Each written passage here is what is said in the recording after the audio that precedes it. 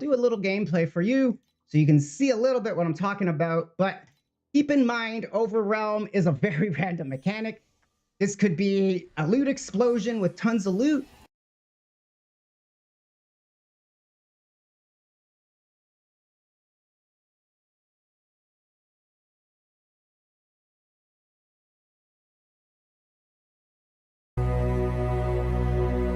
I'm also scared, Dan. Let's go.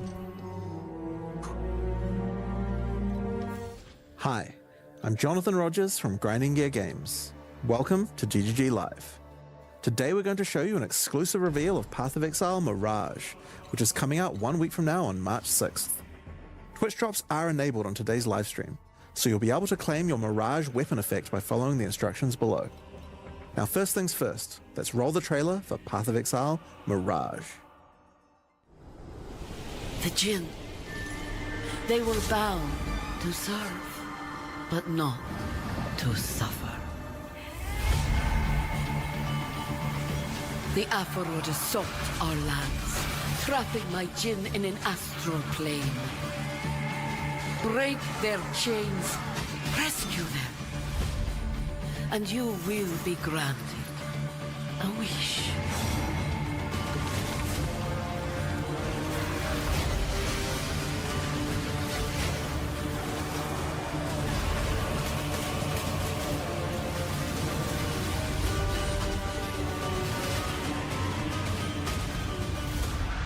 An ancient evil yearns for his freedom. We must keep him in the dark. Kills.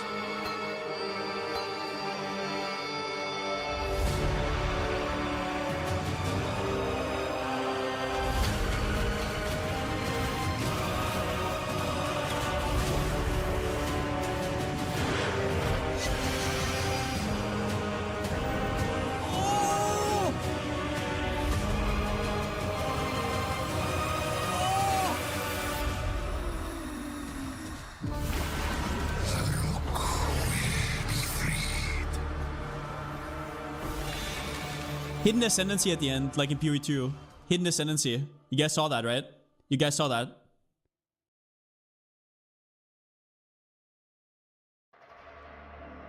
In today's stream, we'll take you on a deep dive into Path of Exile Mirage, where you'll unravel ancient mysteries, unlock new powerful rewards, and become part of the eons-old story of the Winter Sekima.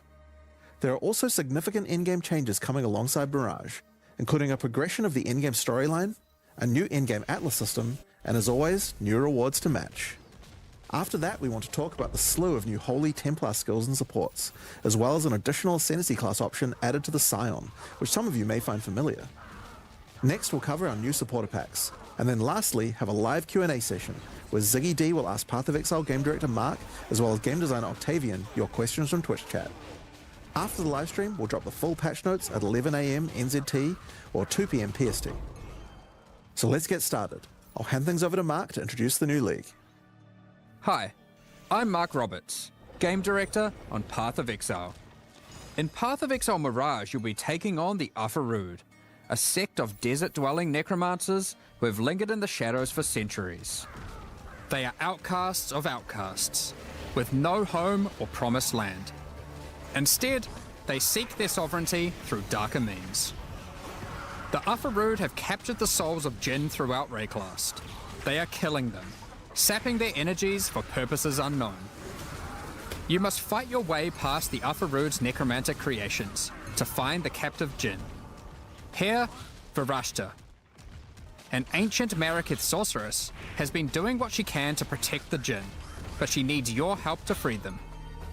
After successfully defeating them, you will then be asked by Virashta to enter the Astral Realm and break the tether trapping the Jinn there. This gate to the Astral Realm is a mirage, an imperfect copy of the area around the captured Jinn. Now, when we say an imperfect copy, we mean that quite literally. Hold tight, because this league mechanic has some serious implications for juicing areas. We'll get to that in a moment. Virashta can augment the magic of the Mirage further, as she allows you to enter. giving you the option to choose one of 3 wishes before you do so. What is your desire? These wishes are modifiers that will apply to the Mirage area and have some pretty potent outcomes. There are wishes that grant extra rewards, such as the wish for glyphs, which shit. causes all portal and wisdom scrolls in the Mirage to instead drop as other currencies. Or wishes that will spawn rewarding enemies, such as the wish for avarice, which replaces a number of packs in the area with gilded enemies that convert their equipment drops to gold. And wishes that can grant you extreme power while inside the Mirage, such as the wish for souls or the wish for godhood, which allow you to consume the souls of your enemies or make you completely unkillable, while within the Mirage, of course. Each wish is also marked with the sigil of one of 3 powerful Jinn: the Sand Jinn, Fire Jinn, or Water Jinn. Depending on the sigil chosen, monsters within the affected Mirage will have a small chance to drop one of 3 new coin currencies: a coin of knowledge, coin of power, or coin of skill. Each of these coins can be used on a max leveled skill gem, corrupting it and augmenting it with a random support that matches the color of the coin used. What? Only one skill that is imbued this way can be socketed into a given equipment item at a time, meaning you cannot have 2 imbued skill gems in your body armor, as an example. Choose what you wish That's one of the rewards, but let's get back to the area-to-area mechanic. for you. Once you've made your choice of wish, enter the Mirage and fight your way through the monsters and astral hazards to find the tether holding the Jinn. Shatter this chain to free the Jinn, step by step weakening whatever dark plans the Overrealm may have for Rayclast. Wishes are not the only value a Mirage has to offer to an enterprising exile. As we mentioned earlier, Mirages are an imperfect copy of the area the Jinn occupies in Rayclast, and it will copy almost anything, as long as it's within the domain of the Jinn. Oh my god. Mirages this game is so created from broken. an in-game map, for instance, will have all Scarab, Atlas, and map modifiers the area had. Mirages created next to a strongbox will have a new strongbox ready for you to open. Blights can be defended again. Huxley. Legions fought once more, and so on. Effectively, you get a portion of your map to play a second time, and everything you did to enhance the content of that map applies in the Mirage too. These recreated copies of League mechanics, however, have been warped into reality by the power of the Mirage. And this has some side effects. For one, a recreation may not be perfect. The factions of a Legion may differ from the one the Mirage copied. Or, the variety of strongboxes may change. More importantly, the mechanic may be empowered, with new threats and rewards that are customized to each mechanic and are only available when doing that mechanic in the Mirage. For example, ultimatums recreated in Mirages will have new threatening modifiers added to the usual pool. Restless Damn. Ground can raise slain enemies to fight again, or Quicksand will grasp at your ankles. As a reward for these new threats, Mirage ultimatums can provide the new Sinistral or Dextral catalysts. These catalyze jewelry with increased effect of either prefix or suffix modifiers. As you can imagine, there's a lot of potential here. Another example is that Kalgurin ore recreated in the Mirage has a chance to be replaced by a Thaumaturgic Hourglass, a powerful magical device that your Kalgurin friends can mine in order to obtain vast quantities of Thaumaturgic dust. Blight encounters recreated in Mirages have one of their lanes replaced by Overrealm enemies, infested with Blight. This lane can reward a new base type, the Cord Belt. The implicit of this belt allows it to be anointed, causing it to grant a passive tree notable of your choosing. Yo, that's crazy. As a quick note, Imprisoned Jinn will generally be near the content they can empower in the Mirages, so you don't need to worry too much about getting lucky with where your content generates in an area. As the campaign doesn't generally contain too much additional League content for the Mirages to empower, we've gone and added a whole bunch that will force spawn near the Jinn, so your campaign experience will double down on being more action-packed and rewarding. Now, of course, if you're traveling through Mirages, encountering new enemies, and slaying them, you can expect to find some new uniques. The Ufarood are not only torturers, but thieves, and have over the centuries stolen away priceless Maraketh artifacts. Using their powers of rot and disease, they have twisted these items to suit their own purposes. Flesh Render is one such artifact, an ancient and exquisite Maraketh blade that has been tarnished and befouled. Its rusted and jagged edge is perfect for poisoning and withering your enemies. However, Varushta has in her command the power to restore these once lost Maraketh treasures to their former glory. Acquiring a coin of restoration by slaying monsters in Mirages allows any unique obtained from the Ufarood to be transformed into its Maraketh counterpart, its glorious original form. Flesh Render, for example, transforms into Sky Sunder, the original Maraketh blade that radiates with the glowing heat of the desert sun. When you ignite monsters, Sky Sunder reflects that ignite back to you, which proliferates to nearby enemies in a massive area. If you meddle with the affairs of the Ufarood for too long though, you may draw the ire of the Mirage League's new in-game boss, Suresh of the Weeping Black. Suresh also has a set of powerful, exclusive items, yours for the taking, if you're able to defeat him. So that's the Mirage League. Now, to face all the new evils, you might want some righteous skills, some holy skills. In 328, you'll have access to a slew of new options to bring divine devastation and return the faithless to their rightful graves. Warden. We're also introducing some supports to go with them, as well as some new transfigured gems. Let's go over a few examples. With Holy Hammers, you slam the ground to call down a Hammer of Justice from the sky.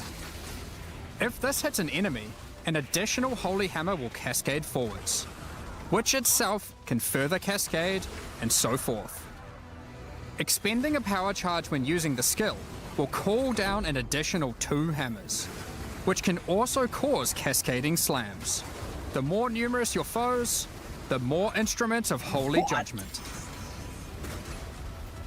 Sweep is an old skill. In fact, it is so old that it's one of the very first skills ever implemented in Path of Exile, over 15 years ago. It's been long overdue for some attention. With 328, it has been reworked into Holy Sweep. This skill converts some of your physical damage to lightning, with shiny new effects to match. Some enemies struck by the initial sweep will have hammers of light batter them from above. These hammers cause area damage where they land, so clustered enemies are demolished by repeated impacts. When successfully hitting an enemy with Holy Strike, you'll summon forth a floating holy armament, a glowing mace that follows you closely. These weapons are minions, and will attack with Holy Strike themselves whenever you do. These holy armaments will copy the stats of your main hand weapon to deal their damage. Stand against your foes with Shield of Light, a retaliation skill which will allow you to unleash a cone of holy light upon enemies after blocking a hit with your shield. Additional cones of light will also pour forth from your nearby allies when you hit with the skill, allowing you to recruit your holy army to create purging light. Divine Blast emits a beam of holy light from your shield, coalescing into a hovering ball of energy. A few moments later, this unstable orb bursts, exploding outward with divine power. Hallow supports melee attacks, causing them to inflict a new debuff, Hallowing Flame. Hallowing Flame builds up as charges on enemies, getting consumed when attacked. Consuming a stack of Hallowing Flame gives the attack that consumed it a significant amount of extra fire damage, but only those who did not inflict the Hallowing Flame are able to consume it. Perfect for those of you who enjoy a more supportive playstyle with your army of Holy Sentinels. Or friends, when they're online. We've also added sources of this debuff to a number of other places, such as unique items, cluster jewels, and the Guardian Ascendancy class.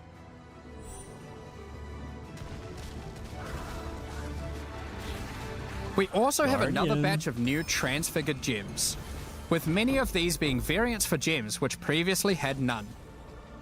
One example is the Shockwave Totem of Authority, which casts its higher damage dealing Nova at your location instead of its own. You might also enjoy Orb of Storms of Squalls. These storms warp directly to targets when you use lightning skills, and arc lightning upon doing so. This gives you a mobile storm of destruction that follows you as you dive into battle.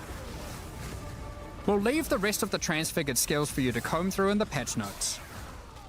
Speaking of the patch notes, as always, we love to shake up the meta, so we've done a bunch of balance adjustments to a few other things as well, such as a pass on Bloodline classes, expanded the passives available to the Templar section of the passive tree, Nice. and various improvements to existing holy themed skills such as Static Strike, Holy Flame Totem, and Dominating Blow. Okay. We're also doing our usual improvement to some of the least played Ascendancy classes. This time with a focus on Guardian and Warden. Speaking of Ascendancies, let's talk about the Scion and her new Reliquarian Ascendancy class. Okay. For those that have played the Legacy of Frisia events, this class will seem familiar. The Reliquarian is a learned Scion that has studied history at the Oriath Academy.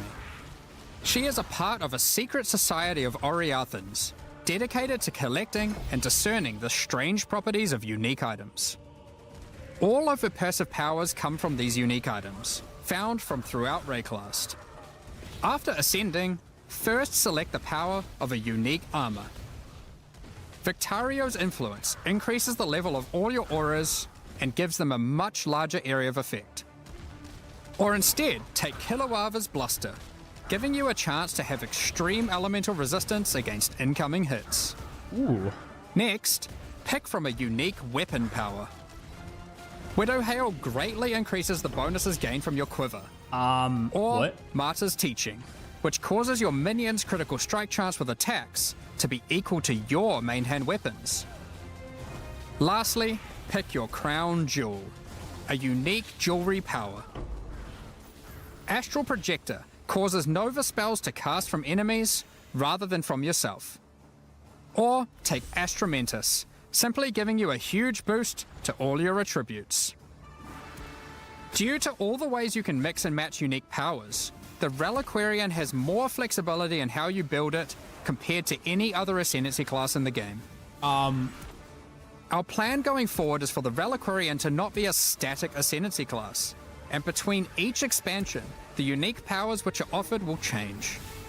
If you don't like what she offers this expansion, hopefully she'll have the power of your favorite unique item in the next one. Time to move on to the endgame. With this expansion, we are aiming to liven up the endgame, giving players new experiences, strategies to leverage, and streamlining or removing the more frustrating tasks. Extensive changes will be coming to the Atlas and how you engage with maps, without interfering with the beloved core experience that has made mapping so successful. In the last few endgame updates, you experienced Zana's story, how she helped defeat the Elder, tried to stop exiles from going mad in the Atlas, and faced new threats pouring forth from it. In the most recent expansion, she eventually realized that there was only one way forward: to destroy the Atlas. Zana's recent actions have now weakened the already strained and tattered edges of its realities, reshaping how we interact with the Atlas entirely. To explain how this changes your interactions with the Atlas, we first want to establish some context while having a bit of a trip down memory lane. 27 expansions ago, back in Path of Exile 3.1.0, The War for the Atlas, we had a mechanic on the Atlas where the Shaper and Elder were engaged in war. This manifested as influence regions on the Atlas that affected specific maps. The ever-changing influence regions made the Atlas feel more like a physically connected space, rather than just a fancy way of visualizing a checklist of completed maps. So true. However, one of the main frustrations with this mechanic was that you constantly needed many different specific maps in order to manipulate the influenced regions. We realized we'd love to again have mechanics that manifest physically on your Atlas, but we'd have to address the issue of always needing those specific maps. The first major change we'll be making to solve this is divorcing map items from specific areas. As an example, instead of having a Mesa map, you will now find, say, a Tier 10 map. To open a Mesa map now, just locate and select Mesa on your Atlas, put in your map item, click activate, and you're good to go. Alright. That Mesa may drop a Tier 11 map. You can then immediately return to your map device, which will default to the last map run, and then run it again. Or There you go. choose a new map to use it on. It's your choice.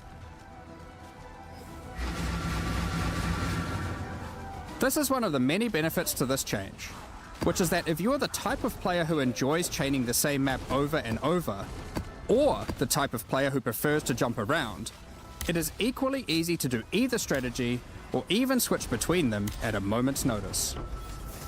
For example, if one day you're farming burial chambers, hoping to eventually get a headhunter from divination cards, and you decide you need a change of rhythm, you can seamlessly swap to your boss farming Atlas tree and spam Mesa for peak boss killing efficiency.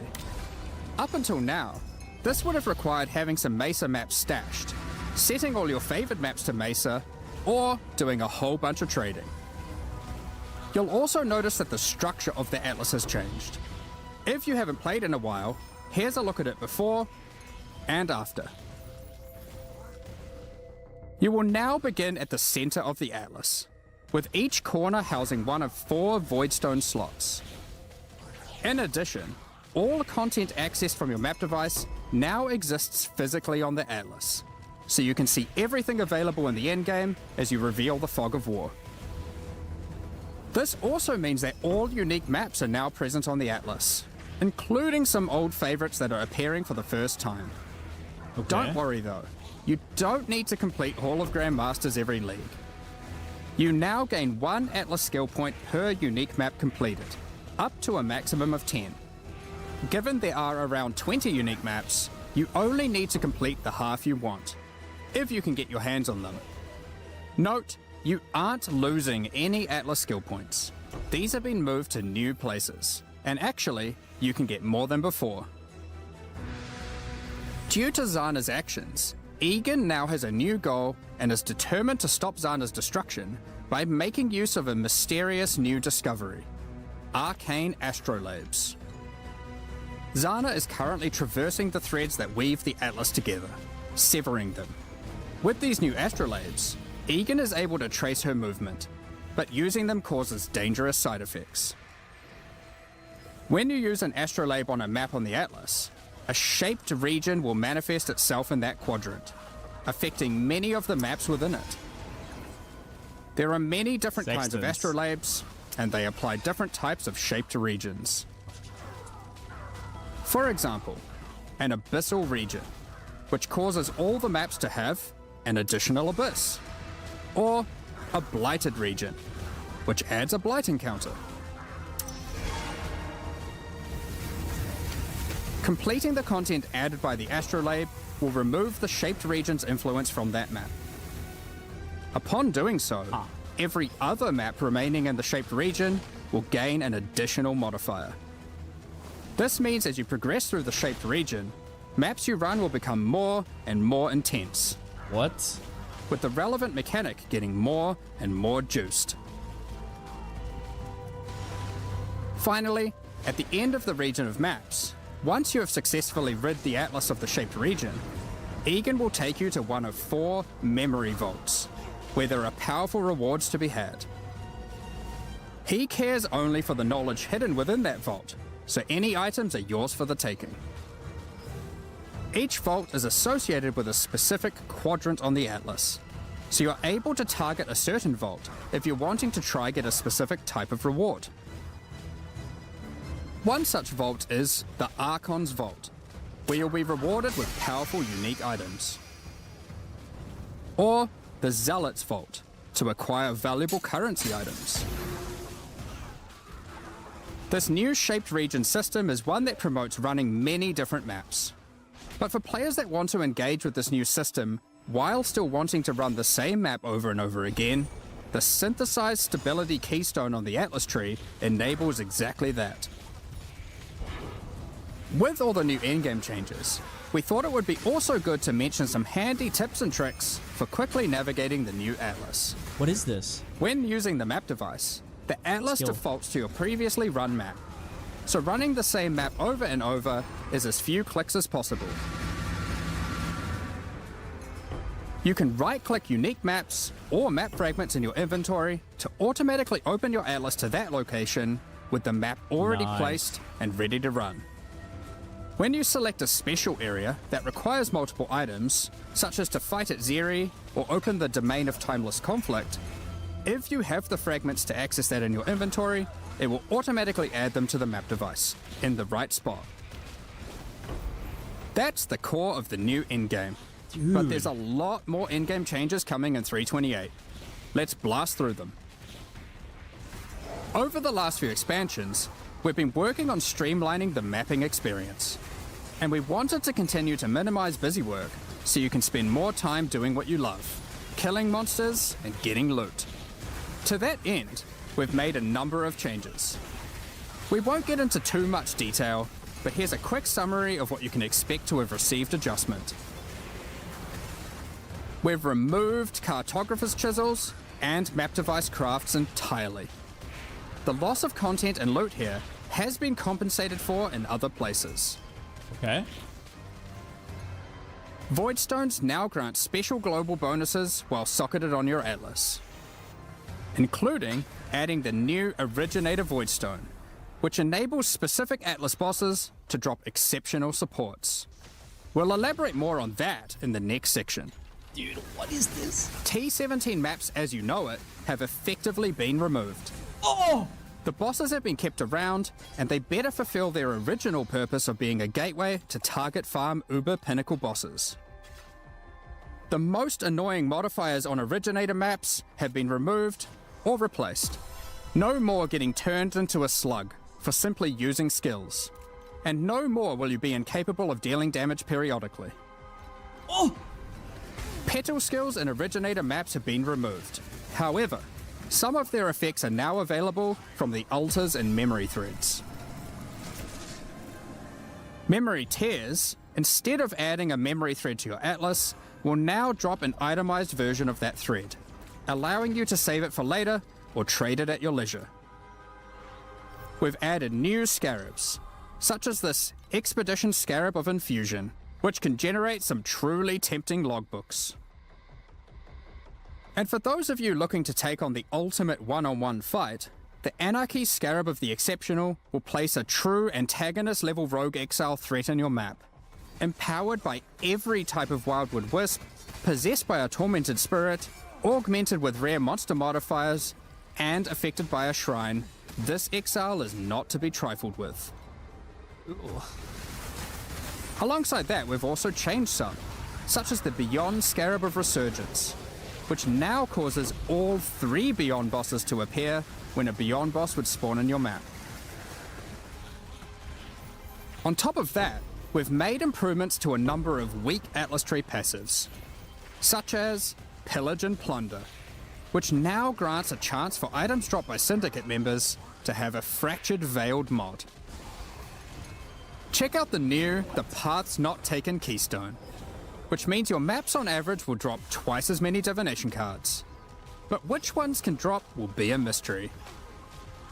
And last but not least, we've also made some changes to King's March shipping, such as we've swapped the rewards given by sending ore and crops. I wonder what this new port will send back. Ports will now give more rewards for favoured resources, and you can even re-roll them for gold, if they're not offering what you're after. Nice. Specific ports will now reward specific tattoos and rune grafts, making it easier to target the ones you want. Not to mention, the Kalgurans have discovered several new powerful rune grafts for you to get your hands on, such as the Rune Graft of Fury, which causes you to gain rage on using a life flask, and the Rune Graft of Resurgence, which causes Arcane Surge to also grant life regeneration. Not bad. We mentioned earlier about the Originator Voidstone enabling access to exceptional supports. So let's get into that, as there's a decent amount to cover.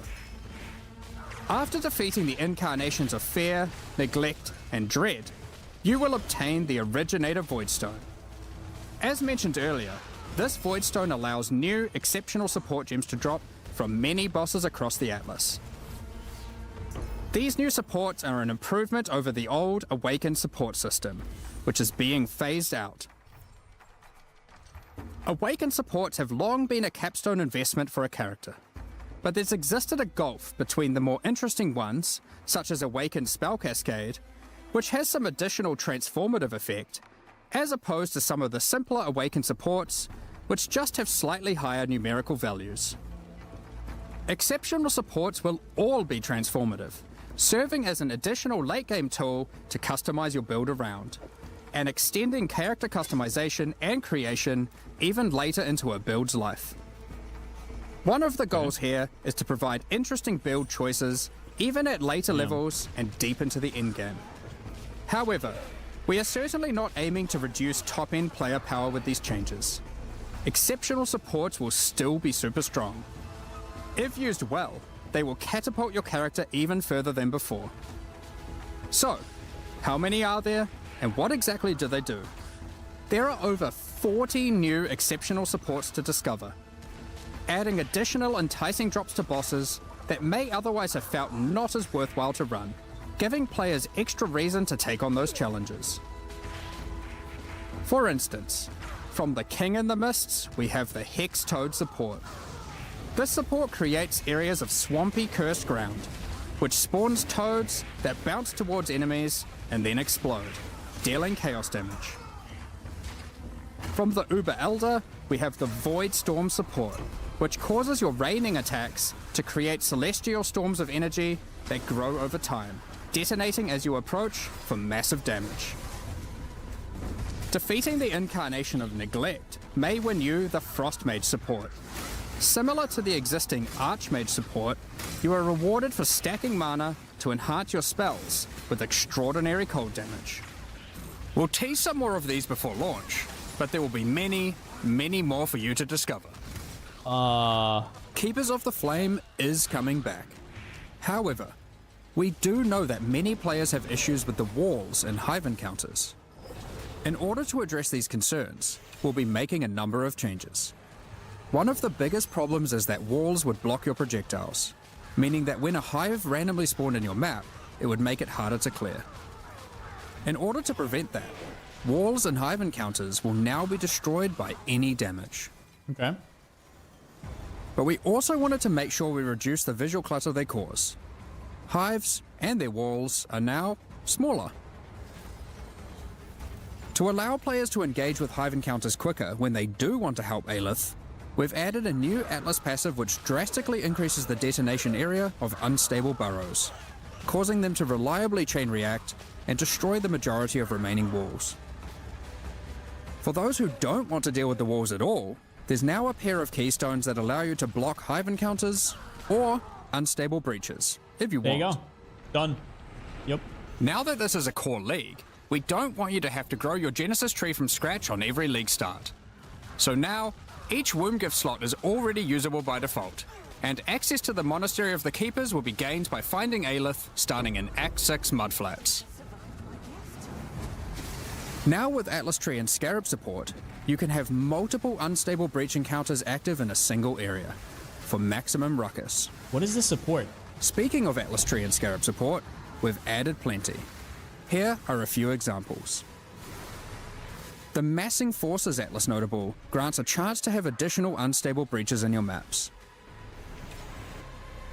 Okay. The Breach Scarab of the Marshal guarantees a breach boss or Hive Fortress, while the Breach Scarab of the Incensed Swarm replaces all of Aelith's skills with Enrage the Hive, increasing the difficulty and reward from Hive monsters in all subsequent waves. Graft items will no longer exist, but we've moved several of the graft skills to new exceptional supports, such as the Hiveborn support, which summons an army of breach minions to do your bidding when you use a supported offering skill. And the Foul Grasp support, which calls forth a field of grasping breach hands when you recall brands, exploding for heavy lightning damage when enemies approach them. We're looking forward to seeing how these improvements and additions are received, alongside a lot of what Keepers also has to offer. From the new bosses in their bloodline, through to the Genesis tree and its many different crafting options, like Foulborn uniques. Also with its new narrative, we look forward to extrapolating on all of this and learning more about Aelith, the Hiveborn, and its Breach Lords in the future. Spoilers. That covers all the new content we're adding, and that was a lot. From a new in-game system, several new reward types, new ways to juice maps, all of which you can double up in the new Mirage League, and all that alongside a suite of new holy skills, a new Ascendancy class, and an insane amount of new character customization in the endgame. However, an important part of Path of Exile expansions is making sure there is a continued effort to improve quality of life. So let's get into that now. You can now favorite trades on the currency exchange. This consists of selecting 2 currencies that you want to be able to trade between with a single click, and setting them as a favorite trade. Favorite trades will appear by default on opening the currency exchange, and will still auto-suggest a ratio based on recent trade data. A further improvement to the currency exchange is the ability to open and interact with your stash while you have the exchange window open. Now, when trading in a full set of divination cards, it will automatically be handed in to become the resultant item. If you then turn in another set immediately, the reward from the previous set will be transferred to your inventory directly, assuming there's enough free space to do so. Labyrinth font crafts that previously gave a random transfigured gem now allow you to choose which transfigured gem of that type you'd like to receive. The asynchronous trade item sale history is now hoverable, with full item descriptions of the sold item. When using Divine Orbs, you can now tell exactly which modifiers can be randomized. The ritual icon will now glow if you've got significant unspent tribute in an area and all rituals are complete, and a pop-up will appear after the final ritual completion. Also on the topic of ritual, you can now quick use vessels on completed rituals. Have you ever tried to click a divine shrine surrounded by enemies and find it extremely difficult to click? Well, shrines now take priority over monsters when clicking in an area they overlap. Gold prices. Since 3.24, we've been looking to add new ways to improve the campaign experience, and 3.28 is no different. This patch, we've added over 20 landmark rooms throughout the campaign, scattered across all 10 acts. Some of these reward some pretty useful stuff, so keep an eye out for the new and unexpected rooms, side passages, chests, and encounters as you progress throughout Rayclast. We want most of these to be a surprise, but we'll show you just one. There is now a small central island in the Karui Fortress, all inhabitants of which will drop a basic tattoo when slain. Next up, we're going to be talking about our new supporter packs. Dude, there's so Today, much. we're launching 2 new series of supporter packs. The Curator of Wisdom and Iron Incarcerator packs. Each tier contains the pack's full face value in points, alongside several exclusive microtransactions. As always, the microtransactions in these packs are purely cosmetic and do not affect your character's power or progression in any way. The Curator of Wisdom series of supporter packs contains 7 exclusive microtransactions. The Travelling Wisdom back attachment has all the necessary tools you may require to chronicle your journey, complete with a helpful rat friend. These chronicles will activate their magic upon identifying items, and will track the number of items identified of each rarity. Just hover the item, or link it in chat to show it off. The Acquired Wisdom unique finisher effect summons an ancient scroll that consumes unique enemies and the knowledge they hold. Okay. Most exiles would struggle carrying piles of scrolls while travelling Rayclast, but the Grand Curator of Wisdom armor set is perfect for the adventurous scholar. Any expert curator knows that scrolls hold more than just knowledge, they also hold power. As you cast spells, the scrolls attached to the armor will burn away, before rematerializing shortly after. It also features a series of helmet variations, so you can get precisely the look you're after. Summon your Scroll Shaper familiar pet to follow alongside you. This creature is formed from folded magical texts, and can shapeshift between different forms. That's cool. You can think of this as having multiple pets in one. It can fold into a fox, and then even burn away, reforming into a flying bird. That's cool. This series of packs also contains the Scroll Portals, jumbo-sized versions of the Scroll of Wisdom and Portal Scroll that you can make a quick retreat through. A supreme catalogue of knowledge can't remain in one place for too long and risk being pillaged by thieves. The Titan Apex Hideout features a colossal titan who carries your base of operations atop their shoulders, constantly moving through a boundless desert. I think I'll get this one. The Iron Incarcerator pack also contains 6 exclusive microtransactions. Damn. The Incarcerator's Restraints back attachment features stockades that were used to immobilize prisoners by binding them to the earth as they were tortured for their wrongdoings. Shackles envelop your choice of torturing device when using the Chains of the Incarcerator weapon effect. These chains shatter into links as you batter enemies. Make your way through Rayclast as a walking penitentiary, intimidating your enemies with the elite Iron Incarcerator armor set. Kinky shit. Nah. After a long day of tracking down criminals, step into the Iron Maiden portal to retreat to your torture chamber. It acts as a great deterrent for would-be intruders. I'm good. This peculiar creature was a favorite amongst incarcerators. They would be sent into the midst of prison riots to mesmerize and control the toughest of minds. Use their talents to charm other players' pets, causing them to abandon their owners and follow in line behind you instead, at least until it wears off. What better way to execute prisoners when your torturing has depleted their value? Harvest their souls to fuel this map device, condemning them to eternal incarceration. Okay, that's cool though. Your kills within the map are also recorded based on the rarity of the monster. You can choose to pin an execution session that you're satisfied with on this miniature leaderboard, which is displayed for all that dare enter your hideout. I'm gonna buy both, I think. Additionally, all I'm a whale. microtransactions from these supporter packs will be made available for use in Path of Exile 2. Thank you so much for your ongoing support. I'm a whale. We're just about to start the Q&A with Ziggy D. Afterwards, we'll post the full patch notes for Path of Exile Mirage at 11 AM New Zealand time, 2 PM Pacific. With release at the end of next week, our community team will be posting crucial information you'll need for the release. Keep an eye on the news. Dude, where do I even start? Where do I even start? I want to know what that Scion does. Like, what?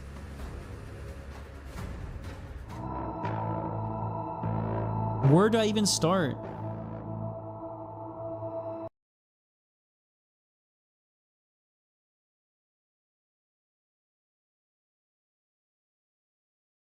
G'day Exiles, welcome back. ZD here, joined by game director Mark Roberts and game designer Octavian to do our Q&A post-live stream discussion for an hour, 2 hour, 3 hours. We'll see where things take us, especially with us discussing things like ground loot, endgame, breach, King's March, balance. There's a lot to cover here. We're locked in here with you forever, Ziggy. Yeah, that's good. Let's do it. And well, let's start off by just welcoming Octavian here to the show for the first time. Hello. And what brings you here with us today, Octavian? This guy? I don't know. He's the one who said I should. No, I mean, I've been doing a lot. So we'll get into more details later, probably. But the teams between PoE1 and PoE2 have become a little bit more distinctly split as of late. You know, there's definitely still some people who jump back and forth, but myself, I work fully on PoE1 at the moment. And I've been doing a lot of the design work on, you know, pretty much everything to do with the 320 expansion. You know, it's not just me. I'm working with a number of other designers, but I've had my hands in a lot of it.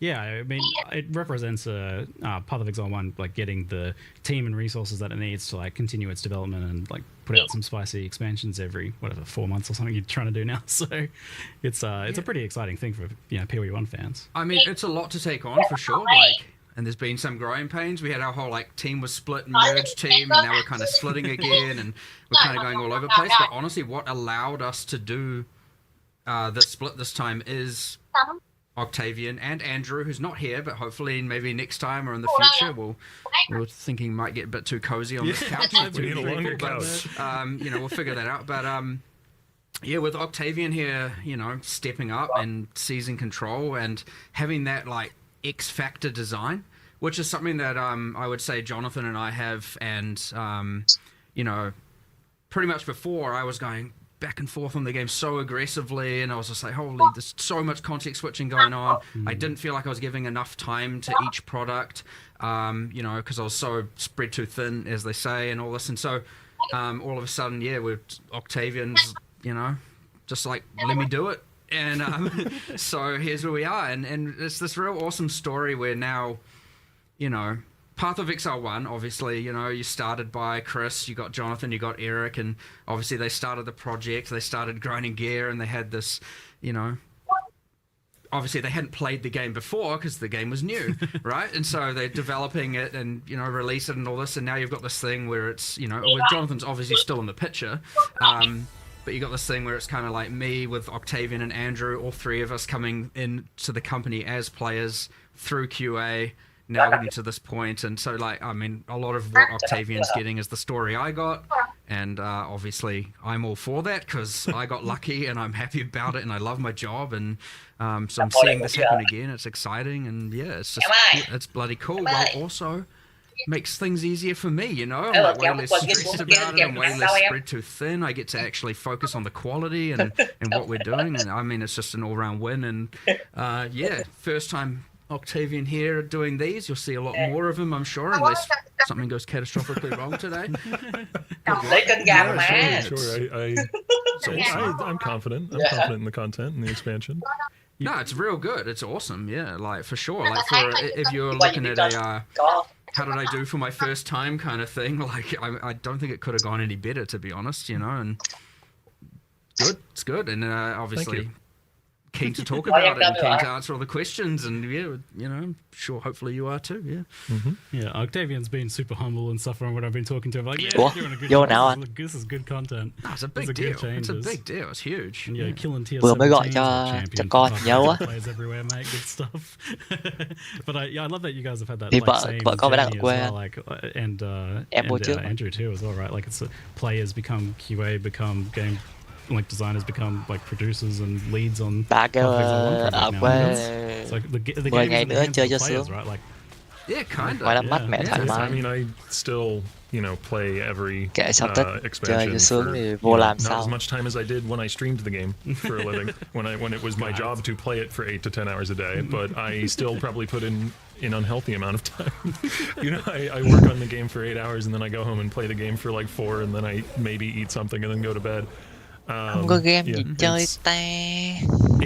it hasn't faded, you know. I had a lot of people when I first joined the company asking me like, do you not play the game anymore? Is it not fun anymore? Like, do you get sick of it? And no, it has not yet happened. Yeah, Tận fantastic. 7 Well, I'm ngày excited to talk about all the nữa. new stuff, but first, I think we definitely need to talk about ground loot. Yeah, the loot. There's not much loot on the ground I- down here, is I there? don't see anything. Where's and the nothing's loot? making it through my filter right now.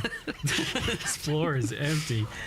Ground loot is a hot topic discussion right now and has honestly been for a long time in some Bạn đang chạy iteration or thằng đấy à? another. Hay là I remember like as far Sao back rồi? as like I was trying to find where for me the idea of where some of these things trace back to, and for me it was actually like Sao Legion, ơi? like farming low tier maps where you're getting that flat additive loot in the map and Đợt all of a Rim em sudden you're not nghĩ caring so much nó about không what the chợt regular đâu. monsters Đợt drop. You're Rim just doing your tier 4 glacier to get Legion and stuff like that. Overrealm But this nhất whole đấy. thing is definitely like it's been a tricky topic to break down because a lot of people have various different issues. Some people are like blaming loot tiles. Other people, like myself, for example, think loot tiles are great. They just kind of like Ô chạy thôi indicative chứ of chạy nó lụm.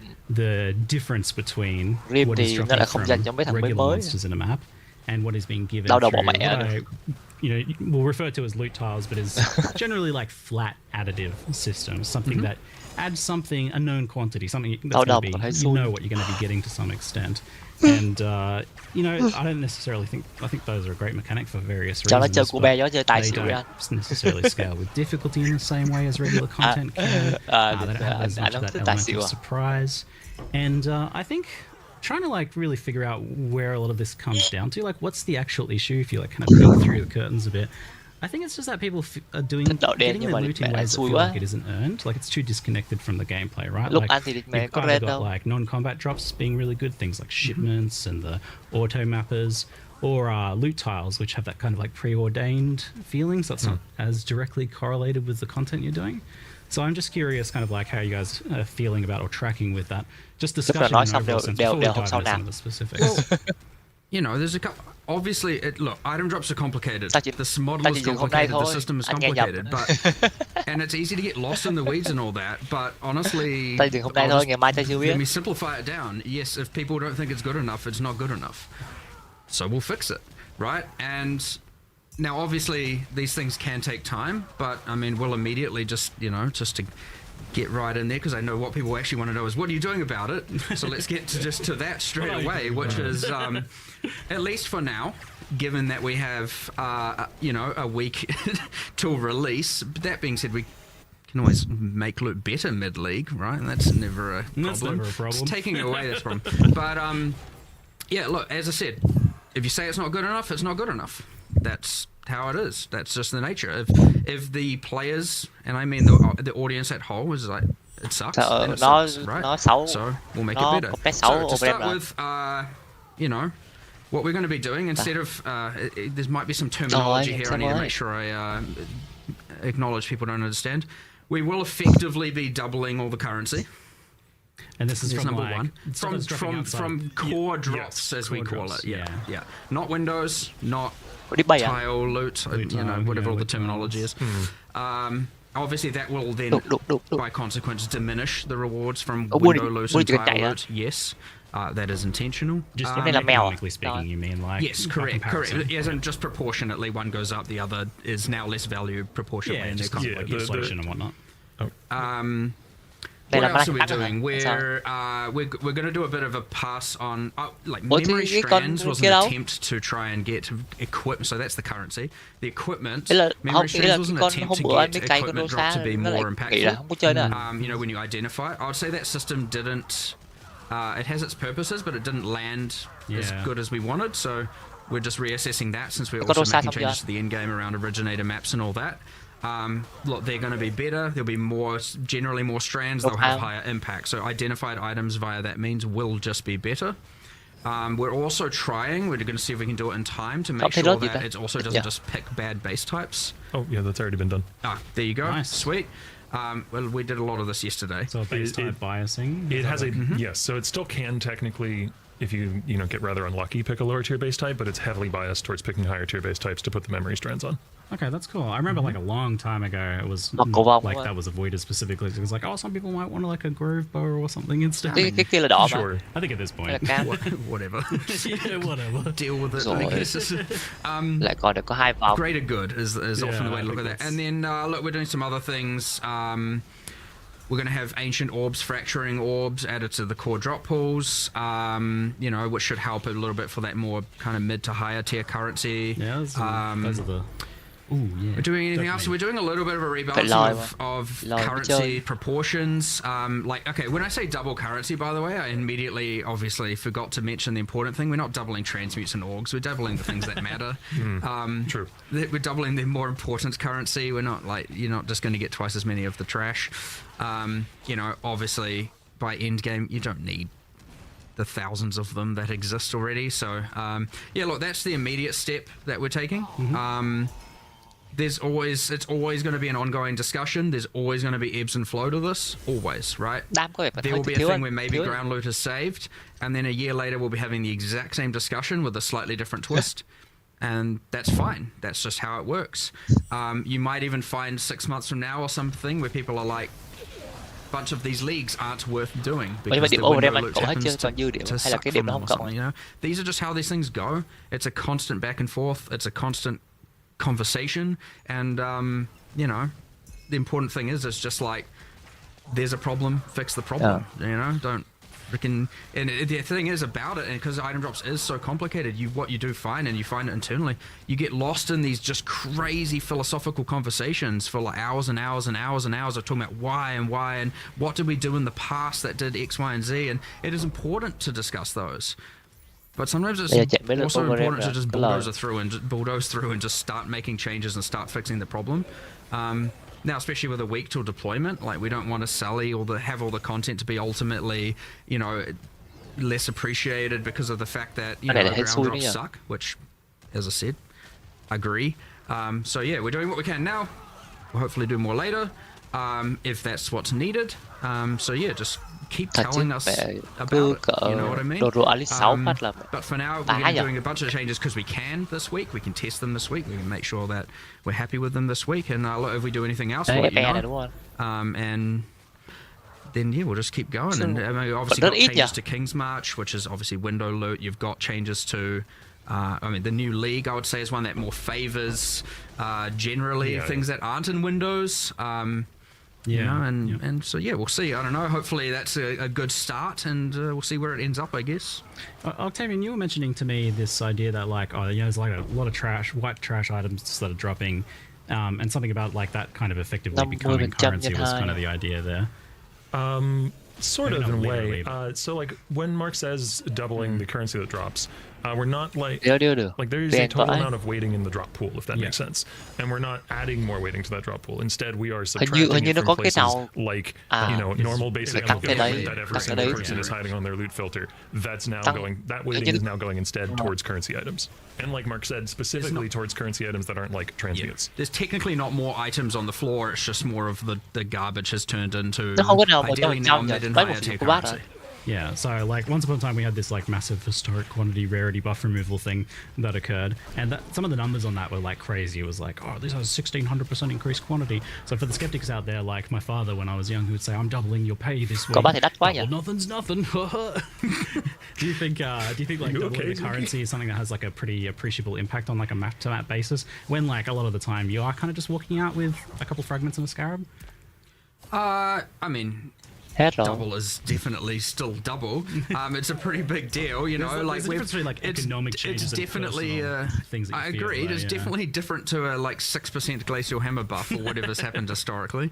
It definitely will make a pretty notable difference, but that case there is also an important one, and we were still actively discussing that yesterday, where we were like, there's a little bit of wanting to make sure there's a minimum as well, especially with a certain amount of content. Like, I appreciate that a lot of people are like, you know, there's that juice up here, and there's that like, here's just your base map, and there's a bit of an expectation that, you know, you should be able to just go in, clear the map, and come out with more. And I generally agree with that.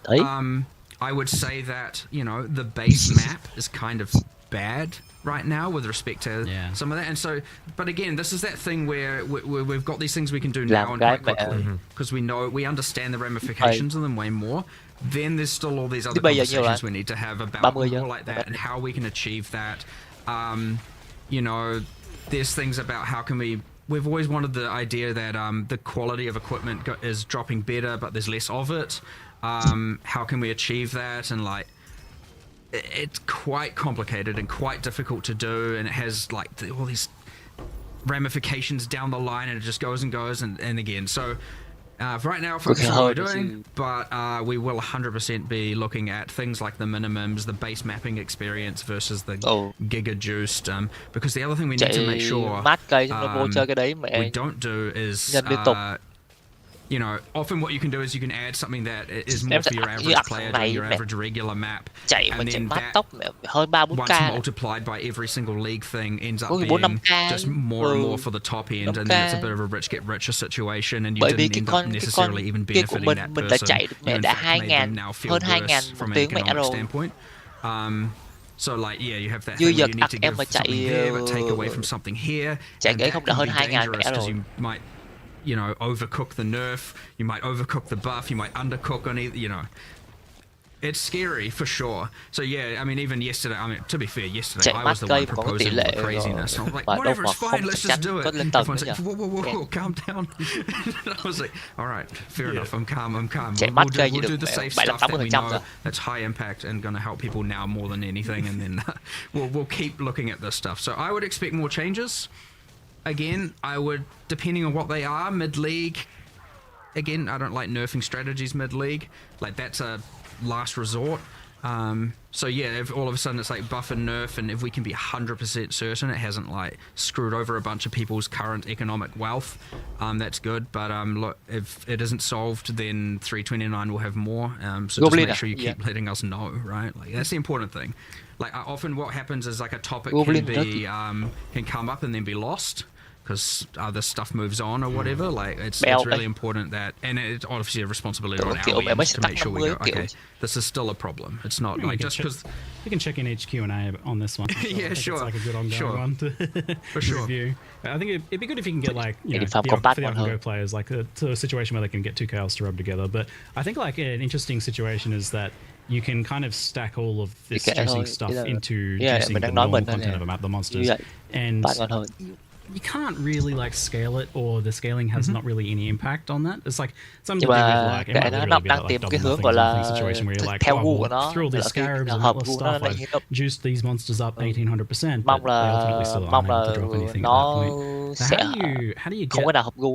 how do you make it able to scale? It feels like actually like a really difficult design problem right now. How do you get it actually able to scale basic monsters to make them both challenging and rewarding? Because like Affliction's various issues aside, something that was cool about that was that you could scale monsters to be really freaking hard and really rewarding. That was actually like a cool thing that maybe needs to be in the game somewhere.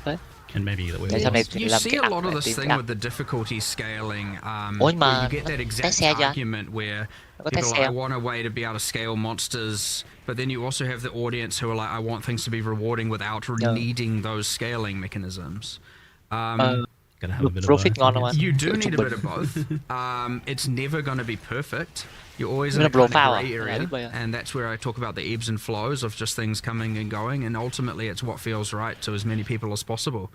Or there are many options for these things, right? Yeah, I wonder if we just need some like chunkier options that do just like... We do, you know, yeah, 100%. Punch a bit harder, some like big nodes, big notables on that. Octavian was specifically pushing for this yesterday, and we're in agreement. It's just a matter of coming up with what that is. And the hardest, like, you know, Atlas passives and scarabs and that kind of thing to design are usually the ones that are the most broad. You know, like if you're designing for a particular league mechanic or something, you know what levers and knobs you have to turn. But if you're designing something for the monsters in the map, that's a little tougher. And that's not to say there aren't cool designs there. There definitely are, but it is one of those things where like we probably can come up with a bunch of cool stuff by 329, but probably don't have it in the next week. Like, this is like another league situation here, but I wonder if there's like this needs to be keywordified, like some sort of like native monsters. Yeah, what we do, natural inhabitants is what we currently call them. Yes, we do have that as a concept. Yeah, it's not used super frequently because of a few places. You also then don't want it to be that then there is a league and the league just feels like absolute trash. You know, so again, little bit of a fine balance, and because otherwise you're going to start the ebb or the flow on the other side, and now all of a sudden It's like, no, there's no point adding any leagues to my area. So, I mean, some of your well-designed leagues, I think, can work well with that. Like the Mirage, just as an example, for example. 100%, yes. If that was in now, Mirage would work really well. They'd be duplicating all those scaled up, like naturally occurring monsters and adding more of them effectively as well. Like non-like loot tiled, but still kind of like randomized monster stuff, which is pretty cool. Well, as you can see, though, also we've just done a lot of changes, especially to existing systems. We're not afraid of. Items a bit more scary because you do need to test it. You don't want to mess that up, you know. But we're not. Octavian's not too afraid. It seems to be able to suggest the crazy things that we. Fresh blood. Vigor for change. That's good. Yeah, sure. I said even to you this morning, it's like Octavian and I were just like talking absolute madness. I believe I phrased it as, in terms of doing all these crazy things and like just tipping things upside down and like seeing what works, seeing what doesn't, and so we'll just keep doing it. But I mean, you guys it's exciting. You're in charge of the game now. Now is the time. I really love these conversations in this point because now is the time when. Like, we don't plan stuff so far in advance. Hopefully, people know that by now. We stay dynamic, we stay agile with that stuff. And right now is when we're discussing what are we doing for 329? What are our major headliners? What are our minor headliners? And so I say that start like the week before this one releases. It's like usually it's like, okay, what's the next league like? Yeah, and so right now is the thing where we're putting our list. What are our tier 1 problems, our tier 2 problems? What are the things we want to achieve? Not and so. The hardest part is I've already got some stuff that I really want to do in 329 that I'm really excited about, and I can't talk to you about it. Yes, I know. You guys told me something before the Q&A. I'm like, you can't tell me this right before the Q&A, and I'm not allowed to talk about it. Like, come on. I really want to bring that up. Yeah, but now you have 4 months of prep for the next Q&A. Oh yeah, I'm ready. But my questions are ready for that topic. I'll wait a while on that one though. Something that on this ground loot topic that I'm kind of have been sad to see fade away to an extent. It was the loot conversion mechanic on rare monsters. Now, it was obviously really problematic when it was first implemented because it was associated with arch nemesis monsters, and then it had like pinata fishing stuff. But you guys solved that by making it actually properly random. And then even though it was kind of a loot tiled mechanic in the sense that it's like making a specific drop at it, it's random and it doesn't feel like that at all. So it's... I think loot conversion, so for those who are unfamiliar with what I'm talking about, this is occasionally rare monsters have like a hidden thing where they will take whatever they were going to drop and they change it into something else. And that is like fun and weird and surprising. And weird and like surprising loot drops. Spike moments. Yeah, those are the things you remember. Like, I remember the first time I saw they all got changed into currency or they all got changed into maps or some weird that was another big topic yesterday. Is like that because that was another. And there's so many axes here, but we were like, we need to reinstate spike moments. Moments where you're like, whoa, this is crazy, and that not just being a divine or having to mouse over every type of a unique of a given base type. And that is what achieved that. I mean, I believe we are at least we obviously nerfed those. It was a bit hectic. But we're easing back on some of that, at least for what the heck, 328. Up to, so that's what I mean, too many games for 328. We're easing back on those diminishing return penalties, I believe we applied. At least they'll be more spiky again, but not what they once were. What they were was kind of a bit out of control. That being said, it's important that there are those crazy spike moments, and if there aren't enough, like that might not be enough. Then we have to add more. So it's important that there's a variety of them too. You know, like that's the fundamental challenge of a loot-based video game, is getting players to care about the different pixels on their screen, and like this set is more exciting than that set, and like that's the trick that as game designers you're trying to play on people, and it's not an easy trick to play. And like one small thing, like Mark said earlier, that we are doing for 328 is the ancient orbs and fracturing orbs to the global drop pool, because now there's another shiny tink that might occur in the form of the fracture orb. Yeah, but we want more giga tanks. Yes, that is certainly not the extent of it. It's you want this thing where there's like 50 tanks overlapping all at the same time, and your sound channels are like, I don't know how to deal with this. Just like, the unexpected and the weird, that's the thing that I want to really drive home. Is I want you guys to come up with like 10 new weird things that rares can drop, because it makes rares like matter again. It makes them interesting again. Like, I'm excited about a rare because it could do something I've never seen before, and that's one of my favorite, like, after 10,000 hours or whatever. If we design something like that and it's a success and it's like a meaningful new niche in the game, that was one of my favorite things as a player, chasing those weird niches to try and find some strange corner of the economy that I could leverage. And I want to add more of that.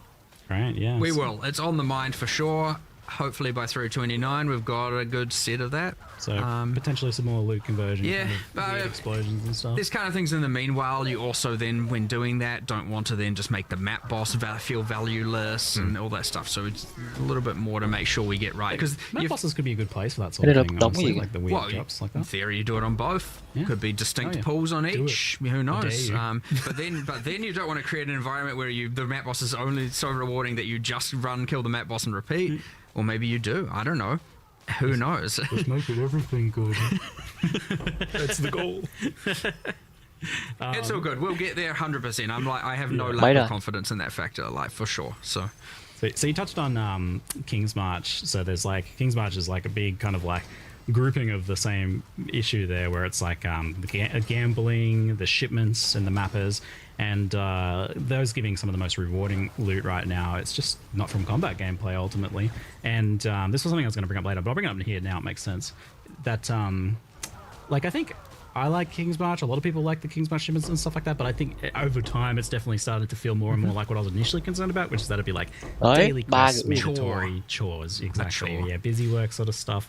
For loot that you're not really earning, it's disconnected from your gameplay and that.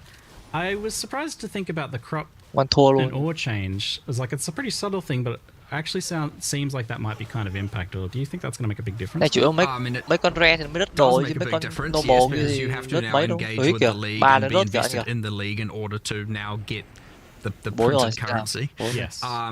So at least there's that.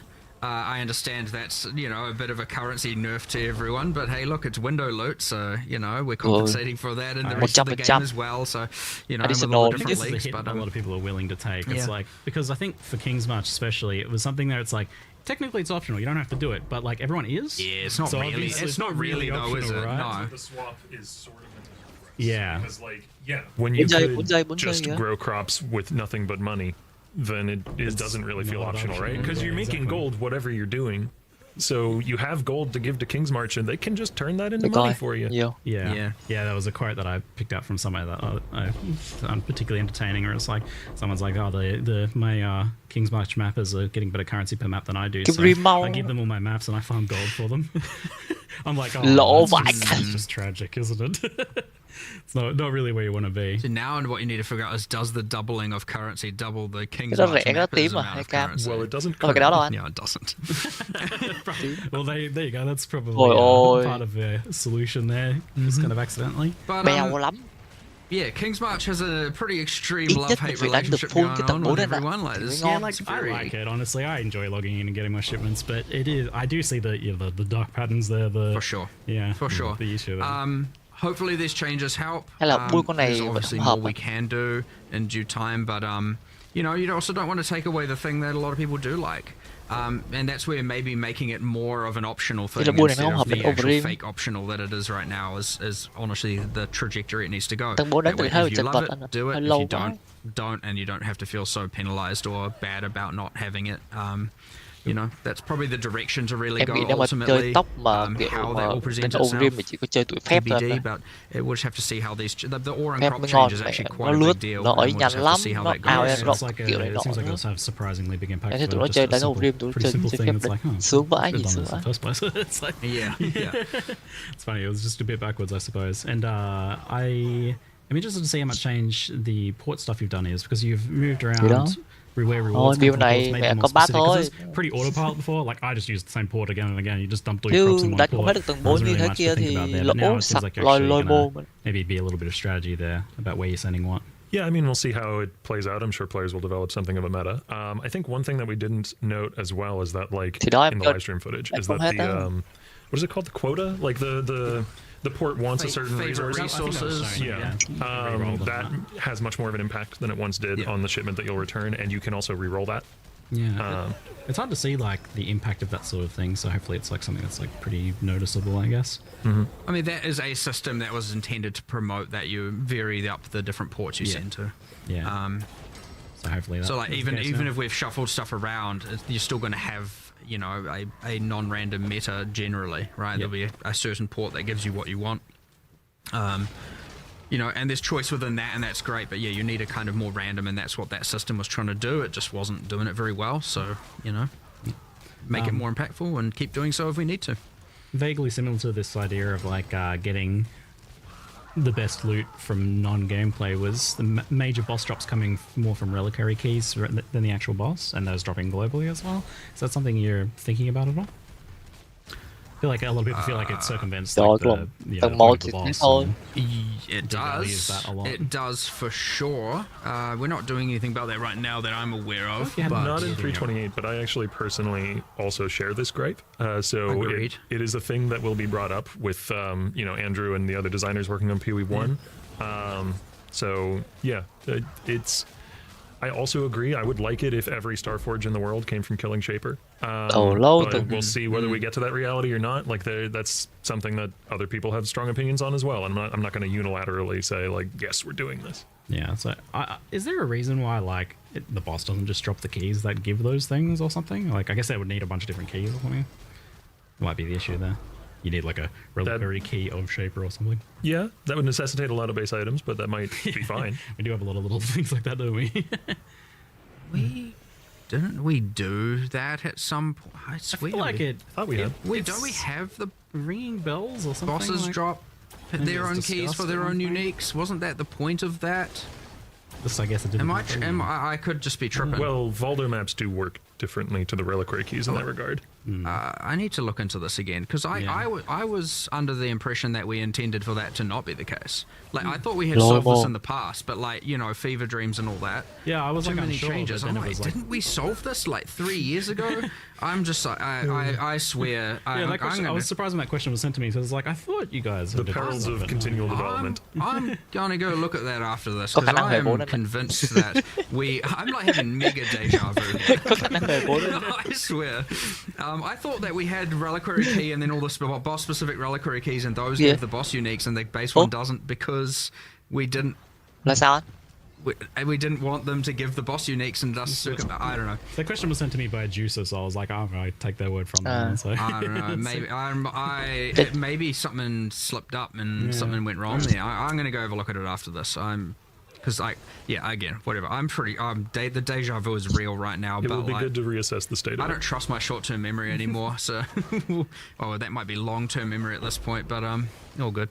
The final-ish aspect of ground loot that I want to touch on for today is rare gear drops that just ultimately they're just not shown on filters because they aren't. They're either very rarely good or they just aren't even able to be good. Like it's not even physically possible for them to be competitive in many cases outside of some things like energy shield gear or suppression gear or whatever. There are some cases where it's like, can never compete with like influence modifiers or other random like where you can jam things together, create the sort of stuff players can make via crafting and other systems.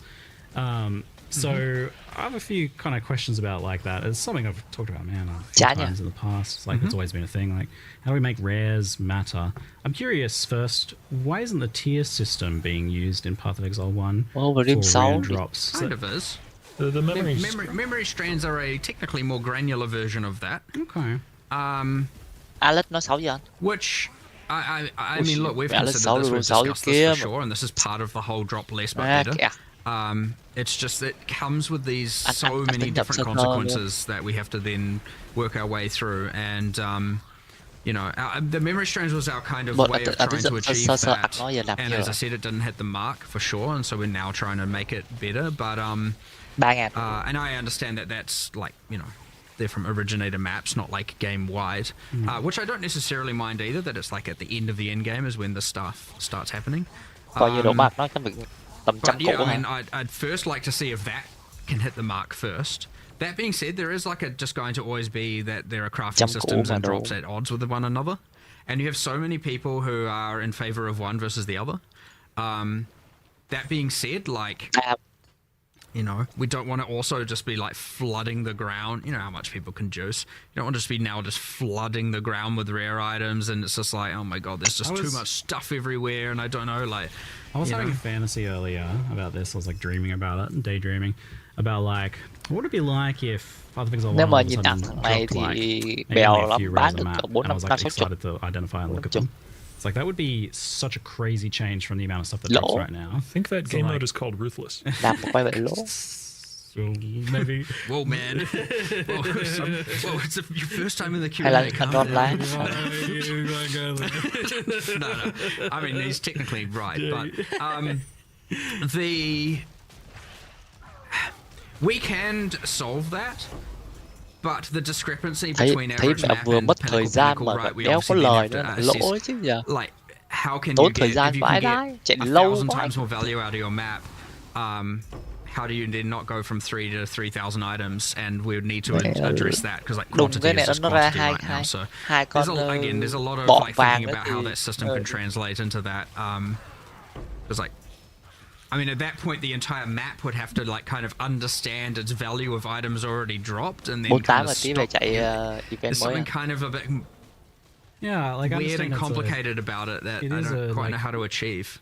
Tricky thing to nail down, but I wonder if there is a world in which such a thing is possible. Like, just for rares to kind of be like, I guess rare ultimately, but not to be not to be ruthless in the sense of it being like an item scarcity situation, but just that like, well, man, if we're dropping 500 rares and we're not looking at them through the filter, then if those were rolled into 5 rares and well, 50 times better. One of the things, and again, this is something that was discussed and not going into 328 because it has a lot of ramifications that we would need to interrogate for 329. But like an extension of the memory strand changes was like, well, what if we just, you know how the drop conversion stuff that you're talking about for rares, like what if we do some drop conversion thing where sometimes rares will drop way fewer rare items, but they'll drop super memory strand heavy items, and they'll drop a few of them, and like that sort of thing, it is definitely on our minds. I will say one of the things that contributes to this experience, particularly in Keepers, was just the strength of the breach tree, the strength of the Genesis tree, and while that's being rolled into core, it has been adjusted. Yeah. Mua trước luôn. Yeah. I mean, while those windows are generally going to be showing you just like, effectively every rare item that's presented there is many thousands of rare items that are on the ground. Yeah. And how is that ever going to compete as well? So then even to make the ground items like that, I guess, would be how you compete, and that's so again, there's like so many problems to solve here, and we'll just keep working through them. It's just, again, I cannot stress how complicated all the item model and everything is, and messing up the economy in any drastic way, be it stuff that we do on accident. Sometimes we do try to avoid as much as possible. And a lot of these things are really hard to come back from if you mess it up. If we just make like, if everyone's just getting like 95th percentile items off the ground and like the first tier 1 map they run, you're like the entire like itemization of the in-game systems just down the drain. So like if we, that's an extreme. That would assume we mess up bad. Yeah. But that's what knee-jerk reactions result in, right? I believe in you. You guys have some experience now with the idea of like converting rarity into tiering up an item, like making it better. It's like, as the rare kind of feeds into it. And that aligns nicely with the idea of this being something that grows over time with juicing. I 100% want as you to move do up that. tiers and juice it, your map's got like jumped from your average 100 rarity to 500 rarity or something. Those items start to become a fair bit better rather than just being, because the way it is now effectively is just more white items being converted into rares, right? And you get the cool thing with them bosses because they have generally more inherent rarity, drop better gear, and rares drop better gear, and it's not always better, but like the average is going to be significantly better, and I love that. I actually really like that, and I'd like to do it. So okay, that's good to hear. We'll just keep trying to get there. So on the issue of like normal rares not really even being able to compete with like crafted influence recombinated stuff, like Path of Exile 1 it's just got too much cool stuff now. It's not like you want to remove that. So the question is then like, how do you make rares compete with that stuff? Obviously, like just having really well rolled stuff can work, and maybe only for specific kind of item categories like energy shield gear and things like that. But I am a big fan personally of things like temple modifiers and stuff like that are a little bit weirder. Now that generally belongs in specific content, but I wonder if there's stuff like that you can do. Obviously we're talking about the memory strand kind of making the base matter, and I quite like overqualityed items for that point as well. Lines of like other things you can do that maybe fit more in general content. Maybe just seeding the idea. Mẹ nó Huệ. Lỗ bại cặt. Năm 2 đó kìa. 37, 52, It's kind of hard to think of exact things. Khoảng gần 300 anh ạ. On the spot. It kind of goes back to your previous comment about, trying to make more, like, more meaningful tinks, I guess. Finding more axes to make gear matter in a way that's different from a different piece of gear mattering is, like, one of the most fundamentally difficult things in designing an item-based game, but it is also one of the most important. The other thing is to not have dropped items be unrecognizable as well, though. You can't get too crazy with them. Giờ phải You nuôi want con them to nào still mà feel đánh được relatively mẹ full fundamental, and tầm then 4 you cơ. craft all the crazy. Which are at odds again with one another, right? Those two things, because crazy often can mean power. Điểm nào anh? But yeah, like you don't want to just have every item, you just have to hover and what are the 8 Cái này different đốt à? things that could be considered. And I understand that the item filter can do a lot of that work, but Bỏ đi, bỏ you tăng know, thời gian then để there mà are those clear not nốt đi using anh ơi. item filters and not using different Clear types of ngon item hơn. filters, and now there's just this insane complicated web Chứ nó that phải they might clear hết have được to tầm deal 4 with. So anh ạ. you still want the ground loot to ultimately feel fundamental, recognizable, and something not overly complicated, and then the skill ceiling is what enables the Vấn đề này complication of là like the mình knowledge, không lượn được cái ấy. what Cái mà leagues am I chuyện từ doing, how am I nôn, interacting with all that. So cái gì Liga gì nó it's that real qua difficult FE. spot where you want to find really interesting stuff, but stuff Hoặc là that's full. also fundamental and feels core and isn't overly complicated, and that's why it's hard. It's really easy to come up with all kinds of Trừ 4 giây, crazy ui stuff. trừ giây nhiều thế. Awesome. It's coming up with the simple, more grounded Mà nó còn things cộng that nhiều are phết just nhỉ? real tricky for sure. And It's probably why we're here in Rốt. the first place talking about ground loot, because like that is the more subtle, the trickier thing to get right. Whereas like to do crazy stuff through all the various league mechanics that's what you can let loose. So those have become better and better over time. It's interesting. Yeah. Well, I'm starting to see now. Why aren't we talking about the new stuff? Like, perfect. I've done my job excellently. I have exhausted the ground loot topic to the point now where chat is starting to want me to change topics. you always start with the I hit the line that I was pushing for. Excellent. You always start with the. You want to start with the thing that people are, of course, feeling 100%. Like, I can't relax and listen to this other stuff until I'm reassured a bit. But yes, would love to talk about it. Very excited. Absolutely. Yeah, excellent. Mirage, the new league that has been showcased and Cái đó announced rút mà. here, is a bit of a spicy and interesting one, iterating upon a lot of different concepts and ideas here. Nhưng mà chủ yếu là mình It săn seems cái đấy like thôi mà, mình tập trung mình săn cái kia thôi mà. the execution here Đâu is đâu quan tâm really tới cái about drop like kia đâu. a greater than I think we've ever seen, maybe, level of integration with existing content, like synergies between content, to the point where like you're actually making it so that other content in this is doing something unique, which I don't think we've ever done before. So That's one of the things that's been most exciting about it to me. Like, just to spoil one more example, I guess, that we didn't give in the live stream. cool. The way that it interacts with Delirium, for instance, is you can drop a currency which can be used in a cluster jewel to change the enchantment of that cluster jewel, but it doesn't change what's on the cluster jewel. So you can theoretically roll like a shield or a block cluster jewel. You can roll a block cluster jewel into X notable that you want. You could then even fracture it and then use the new currency to change it over to being, I don't know, a brand cluster jewel or something, assuming those are both in the same size cluster jewel. wild. And then you can roll a brand notable along with your block notable or whatever. Wait, did I miss where you said, like, can you do this just once, or is it... You can keep reusing the So currency. you can, like, add a modifier and then change it to a new one, add a modifier. I want to modify from these two types and then to end with this type. If you're the luckiest man on earth, yeah. Crazy. But how cool is that? That is wild. I love that. I'm excited about that. And like Coming up with some cool ideas lately. It's basically like, me and Leighton, one of the other designers, got to just design a whole bunch of, and wouldn't it be cool if we could go back in time and add this one other thing to this mechanic? Designing crazy is easy. No, it's not. No, that's underselling it. But I don't know. That's exciting for sure. Yeah, that's wicked. So, like, was this the initial goal on the outside, or is just something happened kind of on accident? This idea of making Mirage really like interact with and amplify the existing content in the game. The very, very initial goal was I like how some of my favorite designs for League mechanics are like Delirium and Affliction and stuff like that, even Sentinel to a degree, where it's like it augments content. And I was like, well, what if we could do that, except it augments the area and not the league, not like just the monsters. And then out of that grew is like... Yeah, and then later we, because that is a good base, but you need a good league mechanic needs a bunch of extra, like, bells and whistles, I suppose. Yeah, it's always just been kind of like, it accidentally kind of juices this other mechanic or for whatever reason. So that's a whole new level there. It was interesting. So I played through like the campaign with this league, and it almost felt like some sort of like best of Path of Exile league.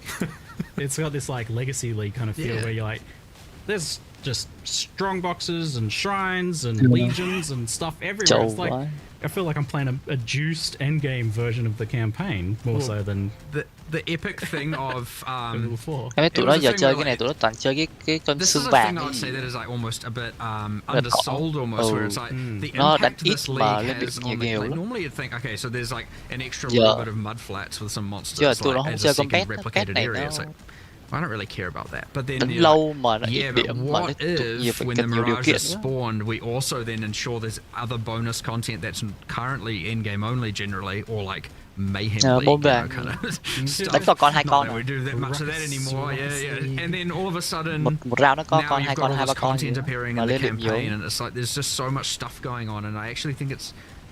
I mean, I understand. Like, if you want to just get to endgame, go to endgame. It's still your choice. You don't have to. But for those actually wanting to engage with the league and the campaign, it's probably one of the most like interactive ones, and it probably adds the most amount of content out of any maybe that we've done before. In addition to that, there's a following at the end game because they're not really powerful enough to be competitive with the end game juicing wishes and that sort of thing. But they'll, give you a binding orb or two, like the very like Act 1 or Act 2. There's very early ones that can give you that. There's ones that give you like a whole bunch of chromatic orbs. There's ones that give you, a unique weapon or Stuff you need. something like that. Things that are really useful in the campaign. Even later in the campaign, there's one that'll give you a 5-link. And then those will fall away as you get to the end game. So where they're not nearly as relevant.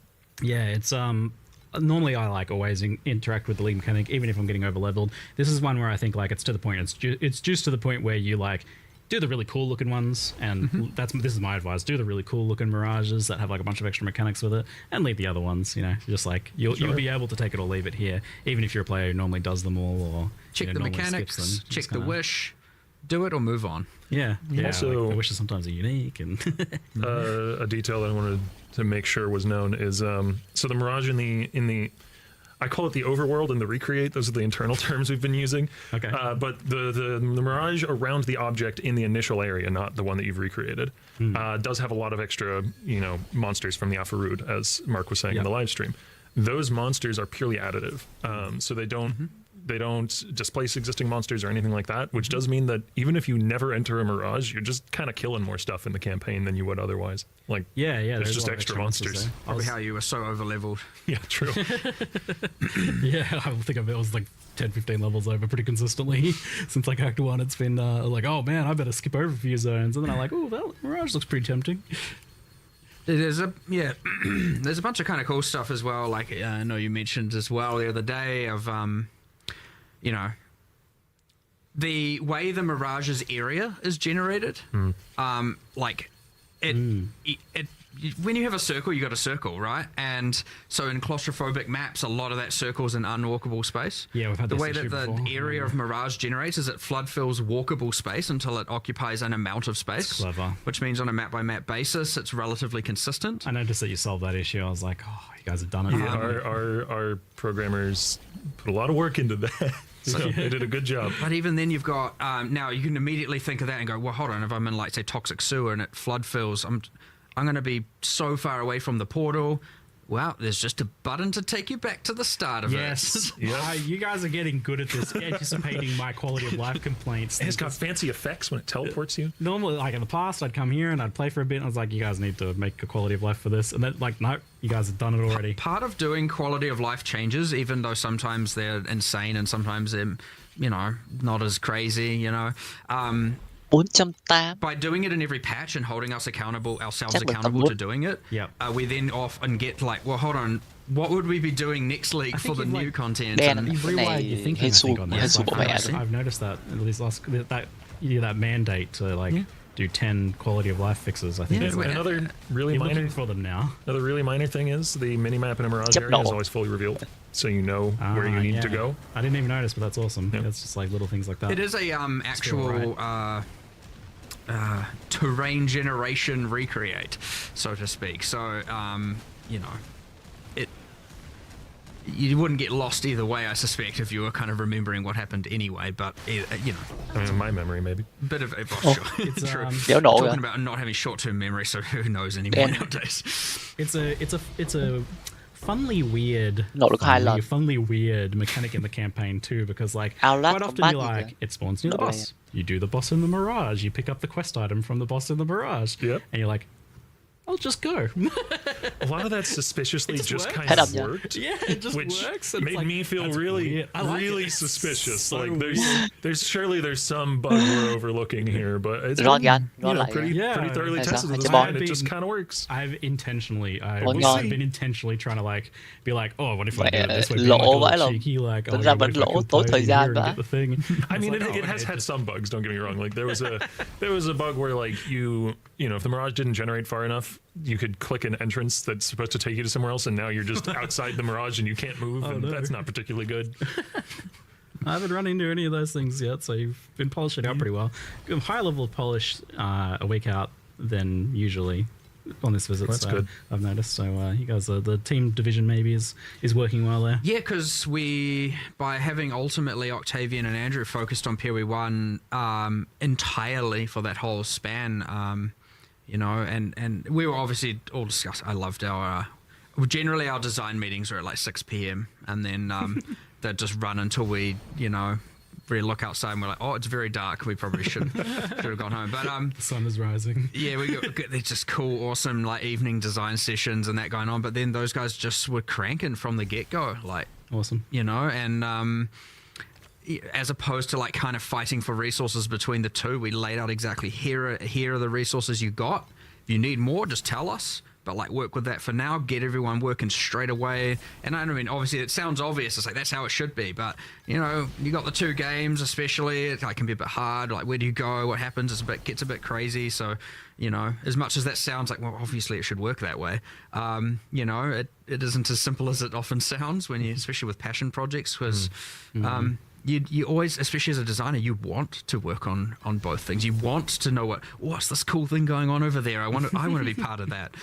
So you have to also be able to kind of separate yourself and go, you know, I'm just going to acknowledge I don't know what's going on, and when I see the live stream for the other game, I'm going to learn a bunch of new stuff. And so that's one of the benefits of it. I get to go into PoE2 releases with next to no idea. It's like, oh, cool. What, you know, I get to be in the player base getting the exciting reveal again. That being said, he's like sitting amongst the other designers. We're all still in a collective, and everyone can hear what everyone else is doing, and so you can kind of still hear stuff, and people will still ask you questions about things that you've worked on before. So, but yeah, real cool. But yeah, I know. But getting off Mirage, but I know we talked about some of the stuff in the campaign, but I just wanted to also give you an opportunity to talk about that cool end-game thing with you mentioned boss, and I got it and remembered another exciting thing.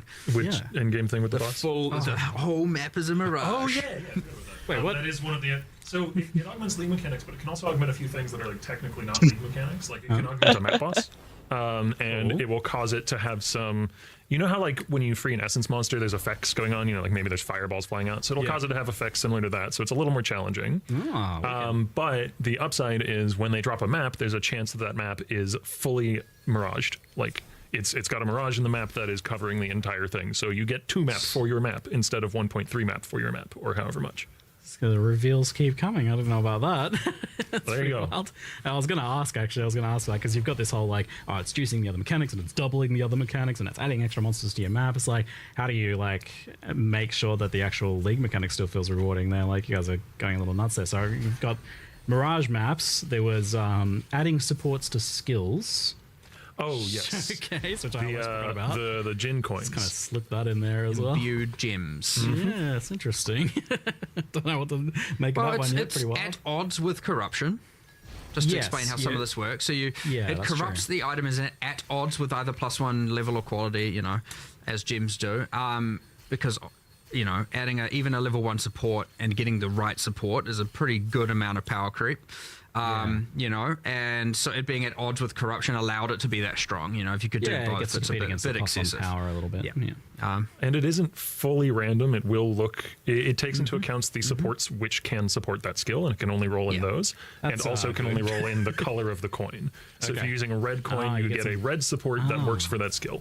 You have Yes, some influence over it. You're not going to get like faster casting on a double strike or something. You know, brutality is a valid support for Wild Strike, so you could get that, which isn't particularly so don't good. use the red one on there, probably. Well, you know, I mean, LE damage you of the can tax risk is it. also red That's and can go on Wild Strike. Or sorry, is LE damage of the tax the modern 7.4. name of? Ed West, yeah. Yes. Thật. But regardless, Thì like tầm there 15% thôi are, anh. you know, Theo bình 15 undesirable thôi. outcomes, but all of them Là are khoảng technically lên functional. hơn 800, Okay, all right. gần 800 mấy á. And then there's these Em tính uniques that cỡ are đấy. you can like clean up as well. You do one of those restoration 800 mấy rituals, thì like, cùng lắm I là found this sword and it's like 2, just a 4, big pearl of 6 rust, đỏ let's thôi. restore it. Chắc được 6 đỏ. Just scrub it down with the gin coin, get all the rust off. Thì vậy hết No, rồi. it's more magical than that. Yeah, excellent. And Còn như triệu 2. I don't know if this was really shown, but there's a lot of like, is this just the campaign or is it endgame as well? There's like a lot. There's these like silver gin caches and gold gin caches and. That's a L points. Yeah. Okay, so cool. when you're in a Mirage, Those are juicy. there's like there's packs of enemies that are specific to the Overworld encounter and packs that are specific to the 900 Mirage encounter. kìa. They're actually different monster varieties. And Triệu when you're 1. in the Mirage, when the Mirage enemies spawn, they will rarely spawn with a cache, and that cache is just a chest đủ that à. has, you know, pretty good loot generally. Không đủ. Like rare items, maybe currency, maybe div cards, all various things. Sounds wicked juiced. Awesome. Yeah. I mean, yeah, Mèo putting nha, some, cái này mèo. there's so much. I love the amount of like level of detail gone in, and as you were mentioning, it's a league that is multiplying Mèo other quá. leagues, you know, and Đen. obviously it has its own thing, and even a kind But of a look- cool storyline, and it's grounded, and it's got, you know, Cái này lại it's ngon got vậy. boss, which is awesome as well. But Hơi xui vậy it's ha. got the thing where, how Pulling his cool, head how out. cool is that? Suresh is very cool. It's so, oh man. How cool is that? Yeah, let's just start the fight. Let me just rip off my head real quick. Turn my spine into a star. I don't need this. I'm gonna. Who came up It's a with tiny. that I one? don't want to spoil much of the fight, but a tiny minor spoiler is when you kill him, his head lands and sticks in the ground, and then you can talk to it. And he gives like. But little anh thì sao lời được á? Obviously. Obviously, yeah, it goes without saying.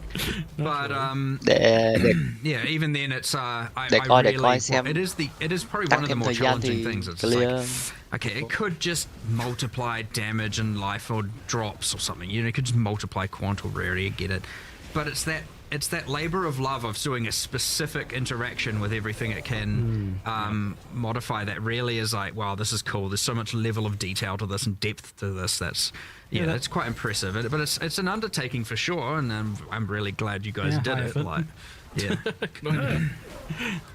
I mean, I would want to do more if I had more time. Something I've seen in chat, I'll just kind of like butt in here in between topics, is Trial of the Ancestors just kind of getting asked about. I had forgotten about it. It's been a while. I think it was like was this the one that was it's coming Let me hold on, sometime. We're trying to. Oh, look, it's still on the list. Yeah. It's not on our most recent thoughts. This is a Steam backlog sort of situation. Trial of the Ancestors. Kind Một of hai is, mà lấy mod yeah. anh ha. I mean, we're getting Ba more and bộ. more of these, I feel like, over time, where stuff we want to improve, enhance, re-add, or whatever. Look, I get it. Same answer as last time, pretty much. Like, it'll get its day. We just don't know when. It requires more work to re-add than you might think. Đã hết map đúng And không? it's easy for that to then get in the way of a lot of Overrealm. other stuff that we Lại want to up do. And yeah, I get it. It's just at the end of the day, value and resources, and that's it, really. That's all there is to it. So Was sorry, go ahead. I was just gonna say the well of cool stuff that we want to add to the game is infinitely deep. yeah. It's good for that. Was Mercenaries one of these ones that was like coming back or something in some way? Like I kind of had. We yeah, will felt do like that. to, yeah. We will do that again. I always hate saying when we're going to do stuff because that's Yeah, people I'm not- want a time. What does that mean if there's no time? It's just this nebulous, infinite. One day it will be here. But I still, like to be clear on when we intend for something to come back or not. So yeah, we still want to do it. Yeah, back pocket for a rainy day. It's we'll get there. Honestly, we will get there. There's not too many big things that are like still pending that we've done before that we want to re-add. So. But just timing. But again, like there's been so much growing pains with the different two projects and stuff. We're only going to get more efficient at this. We've got more of the staff than ever. We're still hiring. Like we'll get there. You know, if Octavian wants more people, Octavian and Andrew, they want more people on that for Peri 1, we'll hire more, we'll give them the resources they need. You know, like whatever we need to do, we'll do it, and we'll just keep going forward. So yeah, it's all looking up. It's all great days. So Look, all right, I just want to say though, like I feel like maybe you could get a little bit more of this stuff done if you didn't do things like make the Reliquarian. Okay, like and commit to changing its passives every single league. Okay, yes, that committing to that is extra work. But you know, Reliquarian is really efficient because she uses stats that already exist, right? Yeah, like but we have all of these uniques. I was talking to Andrew about this though because it's like, oh man, you actually have to consider like against the uniques that you can like double it up with against like all of the other ones in there. It's like yeah, you can make an acceptable list procedurally generated each league or whatever to like cut down on work, but you're still gonna have to like actually double check everything there. Oh, for sure. It's a little crazy. it's fine. I love having an ascendancy. I love having an ascendancy that we've pre-committed to, like, this is gonna change every time, because it means we can, you know, do something cool and different every single time, and players will expect that going into the next patch, you know? And it's so just to clarify for people as well, like this isn't replacing Ascendant, this is this is addition. Scion has a second Ascendancy now. When did the Scion come out? God, like before 18 I years was here. ago, Yeah, 20 so years ago. 13 years or something probably, yeah. So 13 years to get its second ascendancy, so 13 years from now, we'll get the third class. Right on par with the rest of the classes. No, it's really cool because I really like the idea of it changing. I'm also looking forward to the idea of it. Let's say it's really good this league, and then people are like, no, I don't want it to change. And then guess what? It's going to change. And then people are like, ruined. It's killed. It's ruined. It is good that you've like just laid that down from the beginning for that. I think it's probably the way and to do you just get the cool thing where you're like, no matter what now, technically, every single expansion will have a new ascendancy class in that regard. It's great teaser material. Yeah, true. And it's one of your days done. but also in the same sense, if it does get ruined, as people are like, you know, the next league gets saved, you know, but you can see things where maybe some leagues it's better for certain archetypes, you know, it might be better for casters here or attackers here or summoners here or a boss. Yeah, for the theory crafters, it's going to be like a new little puzzle to unpack every league, isn't it? Yeah. Even if nothing else happens with ascendancies. And we often do these things where we're like, okay, this is going to require work every league. Let's just double check we're definitely keen to do that, and it has to pass the cool threshold. And in this case, it's like, yep, it's cool enough. We're doing it. It's all good. All right. So the other thing on the skills and classes sort of side of things, this time you went for a pretty comprehensive set of new skills, buffs, support gems, even some passive changes to support the Holy Warrior Templar archetype. So I guess the downside with approaches like this of doing like a specific archetype flavored set of changes is that, you know, maybe some people are interested in it, but it seems like I think that's probably a worthy trade-off for the fact that you get a much more interesting experience there. Like, I'm not just like, oh yeah, one skill saw a little bit of a buff or something. It's not really that interesting to change your builds. You can be a lot more, the upside is you can be a lot more like holistic and take a broader view. It's like, okay, we're not just adding this new skill that happens to fit this archetype. We're adding, a handful of new skills, a handful of new supports. There's a couple uniques that have been changed to help support this. The Guardian Ascendancy has a new pointer to help support this kind of play style. And that just immediately makes it much easier for a player who might have been interested but also wants to play a powerful build and wants to have a well-supported build to commit to playing the new thing on League Start. As opposed to if you just add a skill without any of the supporting foundation, then it's much harder. Like, it's much easier for that skill to sink rather than swim. Yeah, that's it. 296. Not a lot of things. Cái này có tỷ lệ rất tùy chứ đâu phải là con đọc rất. Is there something you'd like to kind of keep doing? You think then that kind of like, I don't know, a couple times in the past, but it's not ever been a super consistent trend doing this like archetype flavor. It's certainly easier and has its merits, but I'd say we're probably just going to remain inconsistent in that regard. Probably. You'll be consistent in nothing else but being inconsistent. It's good. For 329, and a thing that's come up and probably what we'll be doing is instead of so much a whole new archetype, it's like, let's go back and look at existing skills and how we can instead of just numerically necessarily change them, actually rework them. Especially things like, early game as well. At some point, rolling magma becomes a little bit boring. Or has its woes. We know the deal. Okay rồi. So being able to go back and look at there's actually been quite a high demand for people going like, can you just change up the early game, like what we're playing with, please no more rolling magma, kind of has been a lot of, and I'm sure there's some people that love it, and I'm not to say we're going to like eradicate it, but ideally for the next one we'd focus less on the whole new archetype and maybe more on reworking some of the other skills, sure. But that was something on our current, list of things. So we'll see how that goes. But Like MI. and reworking a skill can often effectively mean it's a new skill.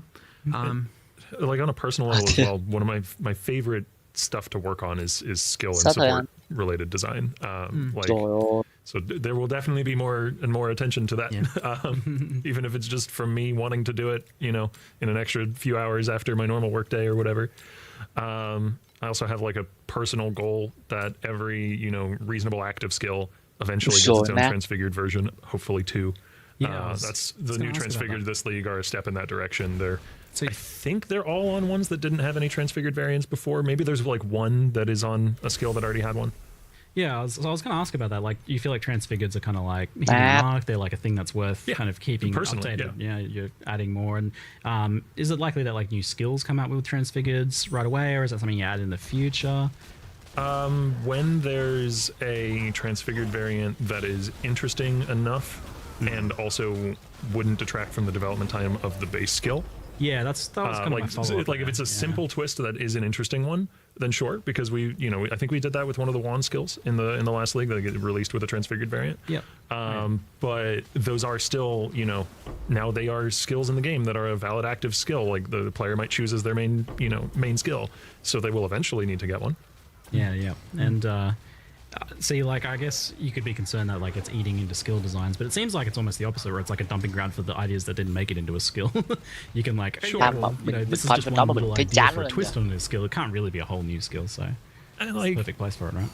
Yeah, it's also just I can't like stop myself from having a cool idea and being like, I want to do, I want to do holy hammers, but it's a big fist or something. I don't know. Sometimes you do need to stop yourself having a cool idea. Sometimes, but generally speaking.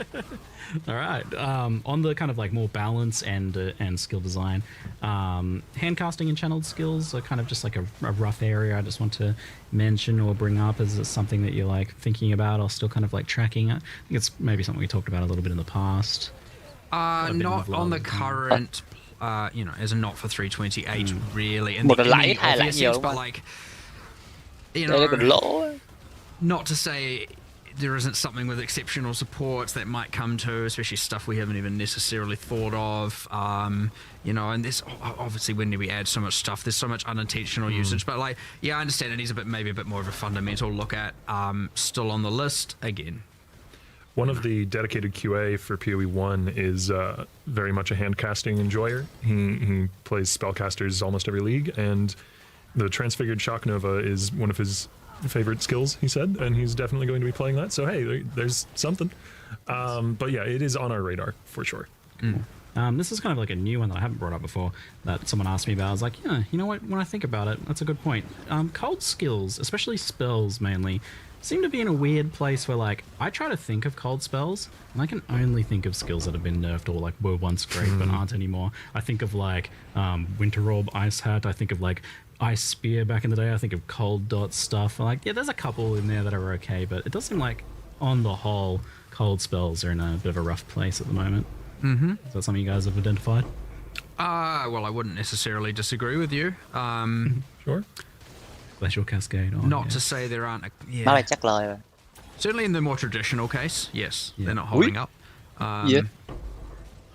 There are some weird cases, but again, maybe some of this. I was just trying to think of the new like Frost Mage, but technically it's probably going to be based on something that isn't even, cold scales. It'll be like Archangel all over again. Yeah, exactly. But yeah, Skill buff. I don't disagree with you. Honestly, it'll probably come hand in hand with hand casting. to some degree. Like it's kind of like hand casting and makes sense. spells kind of come together. So you'll probably see a bit of that at the same time. Yeah, that'll be a package deal at some point. But yeah, I would actually agree with you. I'm not quite happy with just like. It's just a weird realization to have. It's like, oh, a lot of my old favorite Endgame mà chỉ có skills. farm rồi em tươi ngon này. Yeah. I miss some of those ones. It'd be cool to see a little bit of a resurgence in some of them maybe in the future. If it's anything like what the Templar stuff has gone through here, I'll be psyched in the future to replay some of that stuff because Templar has been an absolute blast. Like I've been loving running through with Static Strike and the new like extra weapons that attack with you stuff. It's true. awesome. It is worth noting, alongside the new holy skills, pre-existing holy themed skills have generally been buffed or maybe Static just Strike, Dominating Blow felt awesome. Yeah, I'm like really excited to see how I can use some of these party adjacent ones to benefit my friends with some Guardian changes. Unless the Reliquarians are all good at being a support character, I don't know. I have to see which one. In there. You'll have to see. And I honestly and then you'll have to don't deal know. with that getting changed next league, of course. Yeah. Yeah. Well, or I can make it not. No. It's good for support characters. Sorry, it's not changing next league now. I've decided. Nerf Mark's build. I maybe feel a little bad for content creators who are like making a build guide on Reliquarian, and only a little bad. every You're one not of those build anymore, it's guides fine. has an expiration date built in. Yeah, you have to put an expiry date in the comments. Best before. You might still be able to eat after, but it's a gamble. It's funny. I did have a question about this later, but it's reached the chant levels in chat. Harbingers. I was going to ask about some quality of life stuff later, but we'll slip it in here first. Do you want the good news or the bad news? Bad news, please. I love that. Bad news is it's gone for now. What's gone? Harbinger is gone for now. Lại ở map. Yeah, we're just Lỗ content. That may be good news for some. I understand that's like, look, the issue. Can't complain about it now. Band-Aid gone. Look, and I understand that will probably crush a decent amount of people. But there's a little bit of Vãi. It's a shadow floating with some blue, and yeah, I know you're not. They're a fan really of blue cool. aliens, are you? Well, for sure, but we want to do more. We want to do it better, and there's this unfortunate thing where often, or especially with a way we have to kind of develop things Kéo now. một mẹ chạy mẹ gót Deepspace kéo ngon hơn anh. It's kind of it has to go so it can come back better. Is effectively what we're getting to here, and it will get the justice it deserves. Ủa mà gót Deepspace And gót I'm not profile đâu putting khác it into nhau. like in the nebulous trial of the ancestors bin here. Mẹ gót profile. It's in a closer. Yes, which. And that's what I'm saying, bad news, good news. It's unfortunate, but in some regards, however, it's going to come back a lot better, and it should be something that ideally people can get excited for. We were going to be way more mysterious with it and actually have the patch notes. And like, actually, we are doing that in like Harbinger text, and people are going to try and derive what does this mean. But immersively, effectively, the Harbingers have gained the knowledge they want. They're leaving chỉ Red cần Class muốn for một now, content and để they farm are thì going kéo to come có back. thằng lâu này đủ má And content nào you'll cũng find có out mà what đúng that không? means. Lựa chọn đúng là thằng mình Without spoiling có nhiều what's sự lựa gonna chọn. happen. As we mentioned earlier, Ancient and Fracturing Nó Orbs are in phân the vân core luôn. drop pool. Còn mình nếu có sự lựa Uniques are chọn also in thì the core drop pool. The Nếu có quyền phân upgraded vân. Harbinger uniques are in the drop pool, core cool. drop pool. Yeah. Alright. So keeping as much as we can. But yeah, look, sometimes these things just have to happen this way. Yeah. It always sucks because we're just like, damn. Also, an adjacent question that I imagine will come up: Horizon Orbs, with the way the new map items work, they don't do a thing, but they would have done a thing on Shaper Guardians and such, because Shaper Guardians are still an individual key to an individual area. Okay. So now Blessed Orbs will reroll your Shaper Guardians. There you go. Nice So you still have that capability. Good old Blessed Orbs getting a bit more love. Yep. Aw, my baby. So yeah, no, yeah, yeah, but it's got a sad, but it'll have an overall. This is great news. I agree. This is great news. They were just weird blue floating guys that drop pocket lint. I don't know why people like them so much. A lot of the loss aversion. Your like effects don't even work on them sometimes. They're weird little creatures. Like it is probably it's one of the most abstract things we've done for sure. I little like creatures. conceptually. I want to see what a modern take on it is because and also a more grounded in gothic. Like, again, imagine being able to do the actual art style justice and to do bosses, have bosses that aren't just big portal. Is it more Harbinger? Big portal thing, Yes, and the boss was a portal. The boss was a portal. Yes. Look, good future there. We will do it right. Look, let's be real. It was half baked. and it needs to be Yes. done better. So It was definitely a little bit filthy. yeah, I know. From an earlier There was always time. going to be that bad. I was going to be. The patch note was going to be way more ominous, but nonetheless, there's a band-aid to be ripped off. But I am glad and impressed that you are. again, we have to Just rip the we have to be Band-Aid from that one. brave enough to do some of these things for sure. It is important, and again, it just means only better things for the future to come in PoE1. So. All right. Okay. Yeah. Well, that answers the Harbinger question, which the question that chat was probably driving at was like, "Can you make the splinters stack better?" It's like, let me just solve that problem for you. Fine, no more splinters for you. I was like, it's gone. You're like, wait, what's gone? No Disneyland. That's it. We're turning around. No. Bam. Yeah, it is what look. My classic response is deal with it. I guess is the answer. Yeah, that's But, been dealt with thoroughly. Excellent. Yeah. Okay, all right. On to my next topic, which was breach and the implementation for core for that. So you showed walls being destroyed by damage, which seems like honestly would solve 99% of problems because like your damage typically is just killing everything. So I imagine the walls Sure. just get deleted. Không có thêm cầu vòng. But you know, will they sometimes block movement skills or something like that, or is it like what's the idea here? Why do you want to keep them? Why are the walls a thing? I'm sure some people are like, why don't they just delete them? Look, it's important to have different encounters that have different feels and different things going on, and it does achieve, I wouldn't say it's overly complicated, but it does achieve a relatively unique vibe. And the important thing is when a league goes core, especially, is that there is choice into what type of content you want to do. There are people that like it. There are, right? And that's fine. And you know, there are now many tools if you don't want to. You can deal with it by either making it easier and making it something you don't mind, or on the other hand, you can turn it off if you're just like, get that out of there. But honestly, also, it shouldn't be bad.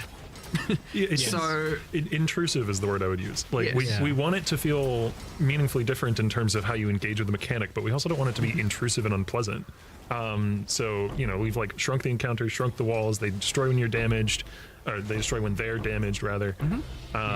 You know, we were just discussing earlier, like if this is still not enough, then there's other avenues we can pursue, like Yeah, making you the were- radius you destroy them in a bit larger, stuff like Talking that. to you about it earlier, you were pretty clear that like you literally don't want it to be annoying in any way. So, no, it shouldn't be. and like another thing I don't think you touched on there was like the idea that like it's also supposed to be a way that you can kind of scale the encounter on an encounter by encounter basis, which is something you want to have sometimes. And it's like, there's a little bit like if the walls are our problem, it's not that big.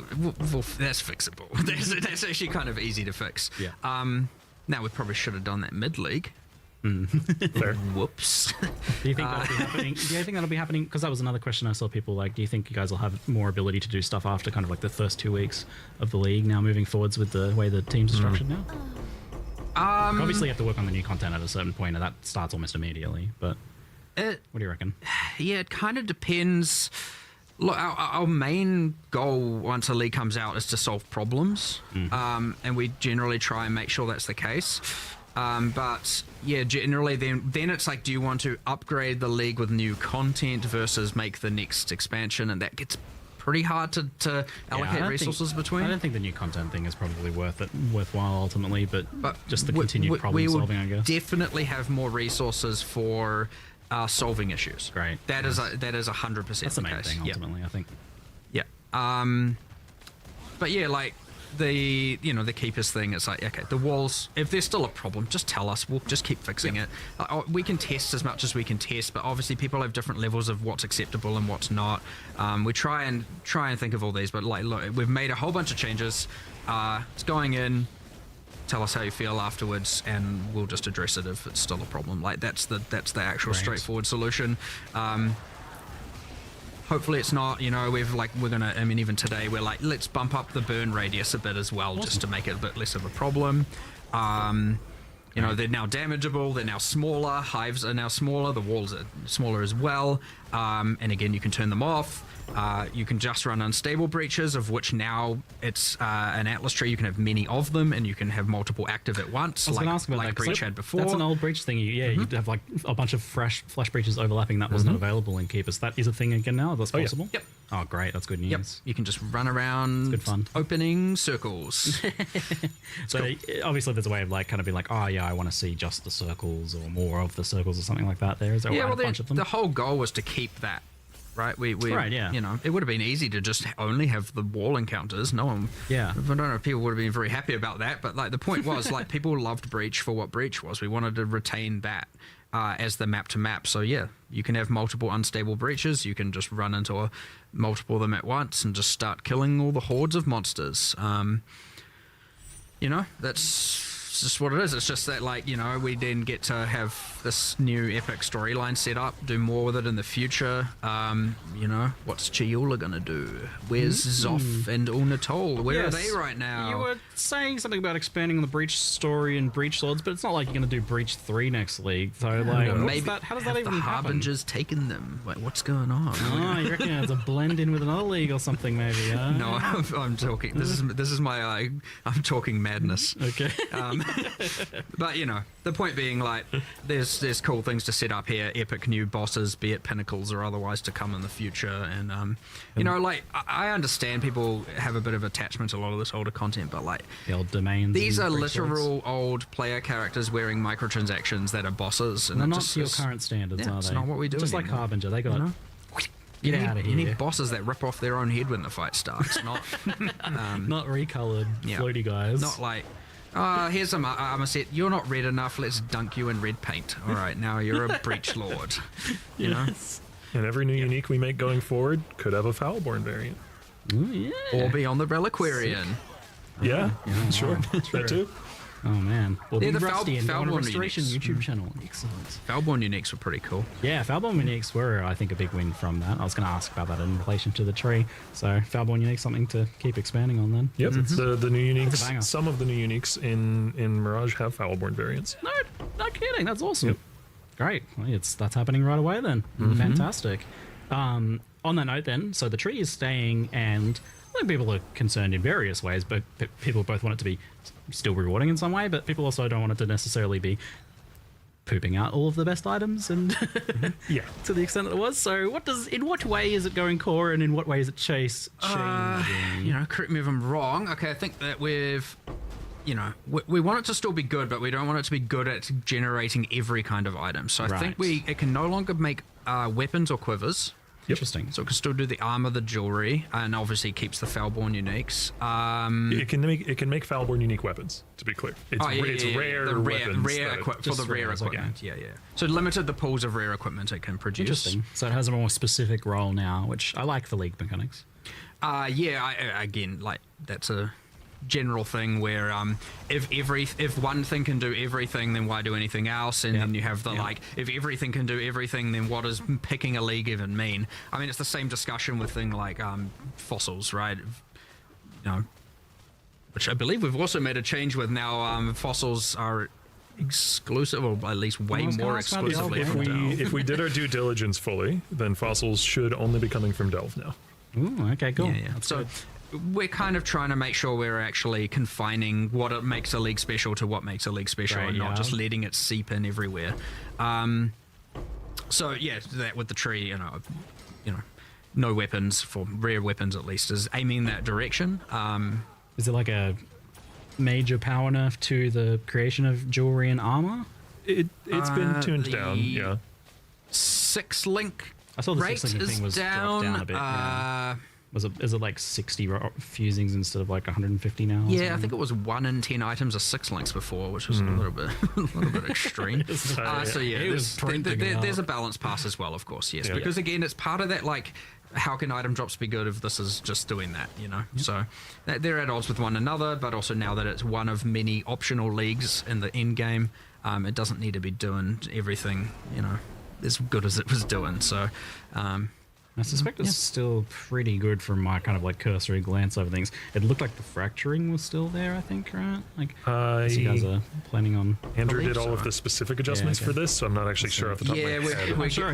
This is why we need a bigger couch. We need Andrew here. The problem is, always the uncertainty with, this is ideally why we'll have Andrew here in the future, the uncertainty is like, Andrew could have changed stuff literally 10 minutes ago. Yeah, someone in QA might have found something that he needed to address. He's, I'd like to reassure people, like, the development doesn't stop at the live stream at the announcement. You know what I mean? They're up there upstairs right now making changes. So, we can only be so certain about, without everyone here who's people to talk about it, but like, you know, we're 99% sure on everything. But if I do my job well, you guys come up with some new changes that you go do after this too. So yeah.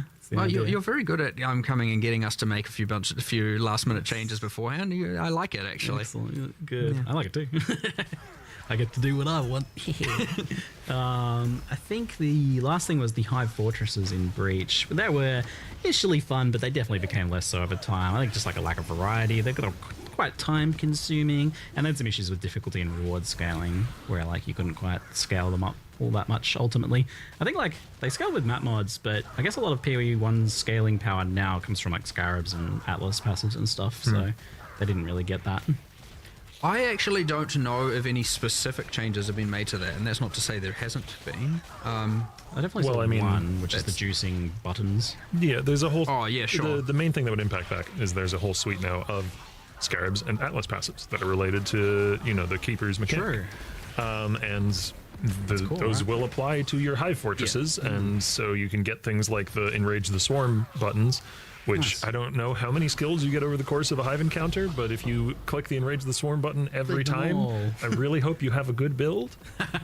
Nice. Yeah, okay, so I think it is almost like primarily tangential changes like Atlas Tree and systems like that now that they're core, as opposed to baseline changes, but not entirely sure. You never know. Andrew could be doing something right now, so we'll see. But it should, you know, when these things go core, and now you have an Atlas Tree, and now you have a set of Scarabs, and things generally get a little bit crazy with them, and you can have a lot of agency and choice, and it gives us now way more tools to be able to give players choice. If someone likes it one way or the other, we can add that, and so if they're not right, we'll make them right by adding different things and interactions and stuff. It's part of the benefit of the Atlas Tree and the Scarab system is that we get to do that with pretty much everything. We get to have 5 different ways of playing every league, you know, and that's awesome.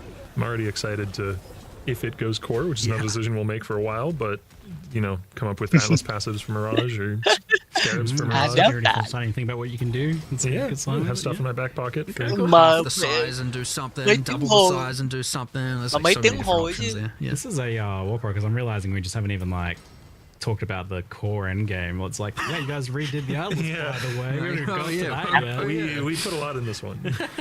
So, the change to map, I call it that because it's just like, it's not June's map anymore, it's just map. Just kind of maybe đáng lẽ là giờ này là phải mẹ mình lại I mean, the quality of life around this, for one, I like that you led with that as part of the showcase, is like, here's all the quality of life bonuses that this means. Oh, yes. I mean, it's a pretty big deal. I know that there's this immediate, and even internally, like you have this like, yeah, this is what we're doing, and people are like, what? Hold on, there's like a shock factor, like wait, but then you get to explain like, here's all the benefits we get from it, here's the bloat we get to take out, I like to call it, because you no longer need this and this and this to achieve these different goals. So like, it simplifies things down in a really good way from a UX standpoint, and also a trade standpoint. You know, and from completing your Atlas standpoint, like all of these things just become so much more clean and simplified, and you now don't need like 3, you know, for example, you don't need favored maps anymore. A lot of what was special about Kirax missions, or good about Kirax missions, was helping you complete the Atlas. That's now redundant. Yeah, you get to trim so much fat. Like, it's gone, by the way. There's Harbinger no... orbs. Tổng bộ chạy để kiếm kiếm Rít ra nhỉ?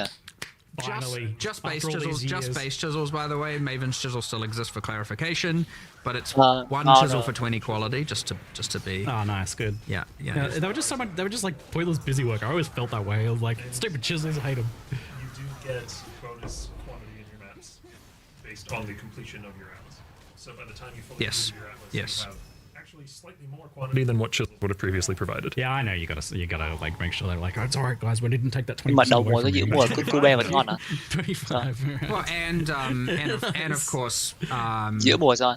You know, there's Voidstone mods which apply to your whole Atlas. You've got. I mean, the whole Egan system. Là vẫn là của be à? That's the big one. And you got more Atlas passive points than before. You know, so Mỗi lots mùa of nhà em like, mình khéo. More. That's It's so nice to be able to get rid of like it's this thing where like, you just can't add infinite systems to the app map device. cô bé It was lại còn kind of tham getting sớm nữa chứ. crazy, and I know we obviously got rid of the master buttons a way back. Now Cô we've bé đâu got cần rid of combat nhiều đúng không anh? Hay là more of the stuff. It's like getting way more simple, and it's just like the process of using the map với lại mình tăng device, điểm putting in your tăng điểm map trong and game running a tăng nhiều map, không? just being Ta lần ở điểm mấy? and rolling that map, being as clean as possible, Yeah. and then being It's able like to 3 clicks instead of I got 2 dozen. Nhưng mà so. mới đầu mình thăm tới 7 and được then anh being nhờ. able to you know now Nếu I vậy mình mean, đã I'm farm excited rồi. for the future here, but being able to interact with your atlas as a physical space with mods and the stuff like that is really cool. Like, I am the kind of player, I think you are too, who likes to run I like to run many different maps. I like having, you know, sort of short to midterm goals in the end game, which is one of the reasons why I'm really excited for the whole Egan system, Mới đầu because it's mình like, cứ ooh, now I know tệ 7 I'm mình going to tham run thôi, these 7 mình maps, chạy you tới know, vậy and là mình tham that'll tới give 7 me a reward at the end hết and also early increasing nên cũng juice ngon. as I do so. Hết tuần I đầu don't know. I was mấy gonna ngày then đầu. go into how you can sort of Bán. bisect them and stuff, but I Dần feel like dần that xong might rồi be up lên getting too into the profile. weeds. No, I Cô did bé want chỉ to mình ask thăm you about profile that thôi, 'cause like I profile didn't thôi. realize that À, from tới first 8 giờ, watching it. 8 không chứ. It's pretty Hay là funny. Like profile. I saw the blobs and I was like, oh no, here we go again. We're not gonna have there's some, no- like, there's shape no of Elder Ring You have management. to make the elder eat the shape of No. blob, but not fully. No. You have to make sure it stays No, no, no, alive no, in its no. digestive tract. That's how you get the optimal. No. You the loop here is you put the blob. Okay, we have a better name than blob now, but that is the internal name. Blob's a good name. You put the blob on But the you atlas, let- then you run the maps in the blob. There's no like, I have to micromanage it to make sure that it's doing the exact right thing. And if I run the wrong map, then it's all ruined, and I have to spend 7 hours fixing it. No, Especially because it's- you can just take your map and just pod it. If you just do them, right? Like you don't have to be like, oh, I don't have maps to do this part of the blob. oh yeah, you Which just is have, amazing. You That just have was- the map item. That was really go wherever you frustrating want, with those and that map is systems. also, to be clear, you can still go wherever you like. You have freedom of choice to pick whatever map it is you want to run. Like you use the map item on Mesa, do it. You use the map item on Strands, do it. Whatever. You even made that keystone, so like, oh, you don't want to do different maps in the blob. You could still do the blob. It'll just do it randomly. Yeah. So I guess to get into those weeds is so you say you have a blob that's like a long, thin, you know, map line of 7 maps. Yep. If I run the map directly in the middle, I'll then have 2 smaller blobs of 3 Cut it in each, half. right? One of them will be removed. Dies. And so you can more quickly clear the blob off your atlas if you just care about the Templar Vault reward. Yeah, so if but you you- get a little bit less juice yeah. if you do that, because every map that you finish juices all the other maps. Yes. Oh, that's a really cool So you have idea. this like sort of tension, this push-pull between, do I want to get the maximum amount of value out of my astrolabe that I used, or do I want to get to the vault as quickly as possible? Yeah, so if you run like all of the outer areas of the blob and shrink it into the one Yeah. last map, it'll be a super juice map. It'll be Or very you just juiced. cut it in half a couple times and then you rush to the end scenario. Which the main motivation behind that decision is it means that every astrolabe has a sort of minimum value. Okay. Like, you know, maybe the meta shakes out so that people don't really use the Blight astrolabe very much for its juicing for whatever reason. Right. Then that ends up being like, okay, well, I can buy those en masse and then go just blitz through them, you know, do like 2 or 3 Right, blights yeah, and 2 or 3 yeah. maps to get to the vault and get That's that the reward. rush one. Yes, it's like those subtle tactics. Clever, yeah. Sort And of spam the non-annoying. vaults. Like this would be annoying if you had to like trace down the specific maps and like micromanage it and it I was think moving what's- around on you. This is something I haven't explicitly discussed with Mark, so maybe he'll disagree with me. But I think what's really important about these Atlas sort of effects, I guess, these geographical events, is that they're transient. Like, you don't want something that is something you're going to have to manage for basically indefinitely. You want something that you engage with, it has an end, It's then just you a go again. short-term sort of Yeah, like little this is a goal really project. good system for making short to mid-term goals. Okay. Well, Yeah. that is it achieves that goal very well. So yeah, good. Awesome. Just also, by the way, his blight thing was a hypothetical. I know people. Sure, I have no idea what the players will think of you know, what the, I don't, there I will just- be an astrolabe that is the cheapest one, right? I don't know which one I it'll looked at be. you and saw in the corner of my eye, blight nerf, and I was like, no, wait. Well, there might be, there might be a some blight. truth to every There comment. might be a I'm pulling blight on my nerf. microphone here. I'm getting too into it. There might be a blight nerf, but I don't know. If Andrew was here, he would know. I mean, I had a question for later. It's just like, Blight's a bit buggy and laggy. You guys looking at that at some point? You're not wrong. Yep. yes, but it's just a limitation of that's what happens when you spawn that many things. Yeah. you just get too many things, and guess what? Nothing can handle that. So, but that's the kind of thing where it's like, no, they're going to remove half the stuff, and it's like, that's part of the fun. And, but yeah, like, look, if when you add a Blight Ravage map, so you obviously don't. You're okay with a certain amount of that. There's a little bit of crazy, sure, but like the answer might end up being like, you know, less objects, but objects are more valuable, you know, stuff like that. It's just a matter of that's a performance optimization issue more so than a balance problem in this regard. Not to say there isn't also a balance problem. There might, you know, maybe, but you know, the goal primarily there is to make the performance not such a horrendousness, and the only real way to do that is to reduce the amount of things being spawned and increase the value of those things to then compensate so that it isn't necessarily a nerf. It's like not a you know, often there's like it's an engine thing, or like there's a, you know, back-end performance thing you can do. Like, yeah, and maybe there is something you can optimize it here, but honestly, this one is just a straight up like, what they're going like, what do you expect to happen when you have this many things on screen at one time? And I'm like, I want all of my frame rate, and but then they're like, yeah. So often there's like, is it an engine problem? Is it a, like, you know, programming optimization issue on the more like back end or instance? And then it's like, yeah, often sometimes it's just the game designers need to calm down, need to be a little more disciplined. Yes. Tier 17s, I know you had a personal gripe or issue with those, as you were like, you know, you designed some of that stuff. You felt personally responsible, Octavian, for some of the issues that came out of Tier 17 modifiers and the economic aspects of those. I was pleased to see that it seems like Tier 17s have been pretty much, they're pretty much gone. There's this new Nightmare Maps system that seems to be tackling a lot of the issues with that. So can you kind of like explain how that works then? Well, one of the goals with we've done a lot of little changes. Well, some of them bigger than others. We've done a lot of changes. And one of the main driving goals was to make it so that T17s don't feel like simultaneously this access to Uber bosses and also just the absolute best pinnacle thing. You have to be doing this if you want to be competitive in the economy, right? Because there's 4 or 5 layouts for T17 maps, and it was so restrictive. If your end game choices are there's 5 different maps you can do, but really 2 of them are better than the others, or maybe even one of them is, and so it just feels like other maps. Exactly. Barrels. So yeah, sure, barrels. And so one of the things right off the bat is I believe they now share the same mod pool as originator maps. Correct? Yes. I'm 90% confident on that. Yes, they do. Which helps bring them in line with originator maps. Yep. And they are also, if you're eagle-eyed, you may have noted that they are on the outer corners of the atlas and not within the inner quadrants, which means they're not affected by the new Egan system.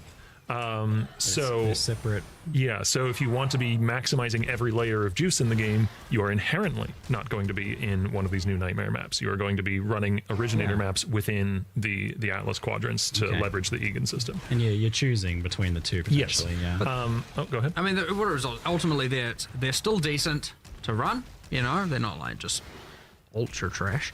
However, they're more towards the boss. Yeah. Killing the boss, getting the boss keys. That was the idea, right? To make them an access gate for... And they're more deterministic in that regard as well. Each of the individual Nightmare maps is associated with particular Uber boss fragments. Right. So that's kind of to help give them more identity in that direction of it's the access point to an Uber boss. Yep.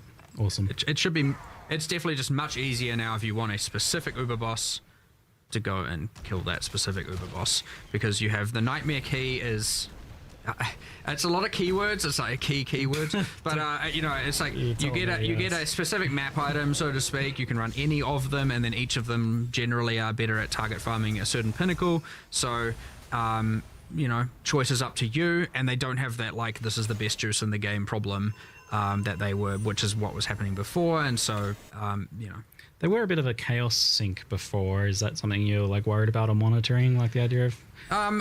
We're concerned on chaos on a couple levels. One is that, and the second is, you know, with no Karak crafts, you know, there's chaos sink. So, but as we said, we're doing a bunch of changes around currency items and with the whole ground drops, and so, you know, I suspect what will end up looking like is we will be increasing other currencies over chaos, not the bad ones, other good currencies over chaos more, so that we don't just end up with the like absolute infinite chaos. But I can see a world where yes, there's going to be like chaos will become less valuable this league. Like, I don't see how I never can be certain with these things, but I'm like, I have a decently high level of certainty unless I'm missing something here that without those two sinks, you're just going to end up with lower value of chaos for sure. Yeah, diverse your chaos portfolio now based on Mark's comments on the Q&A. I am curious if us saying that we anticipate that will have any sort of impact on the actual early price of chaos. It'll have an impact for sure, right? Well, we'll see. Yeah. When it comes to economies, fields over reels, man. Absolutely. Yeah, I'm telling you now, your chaos are worthless. Yeah, we're moving. We're back to GCPs. Let's go. Who knows? GCPs the trade currency. One thing, since it was just tangentially with the Keurig missions being gone, there's a lot of mechanics that are capable of doubling or tripling up. So something like, say, I don't know, settlers settlers loot objects, like the mineable things. Yeah. So in most of those cases, I believe all, maybe most, the base scarab that adds that content just adds more of it now, because previously you could get more of it from the map device craft, and we wanted to keep the max you could get in a map the same. Yep. Nice. You've been making sure that people don't feel like they've been robbed with these changes. Oh yeah, for sure. Got to be done. It's just not what we want to do. If it happens, it's on accident. Yeah. Generally, and if it isn't, the point was to kill the busy work, and I'm here for it. Absolutely. Yeah, for sure. Chiseling maps isn't fun. I've been saying this for years. I feel very vindicated right about now. Okay. Originator and memory maps on the other end of things had these weird pedal powers. They're weird and awkward. I don't know when to use them. I have to read it. It's too much text. What are you guys doing with the pedal powers, man? I mean, they're gone. Some of the benefits they caused are now on the altars at the when doing the, speaking of keywords, memory strands. Yeah, we were going through this the other day. Yeah. Like memory thread strand fragments. Strands, I think, are the thing of the items. Memory strands, memory tears.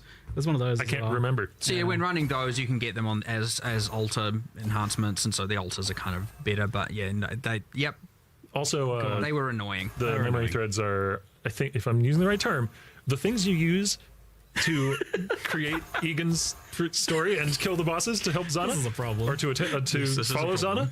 The memory lines things.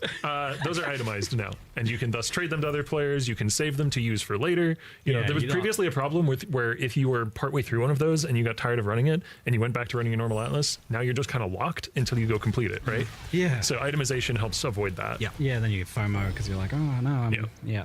Buy them, you can sell them, you can farm a specific one, you can...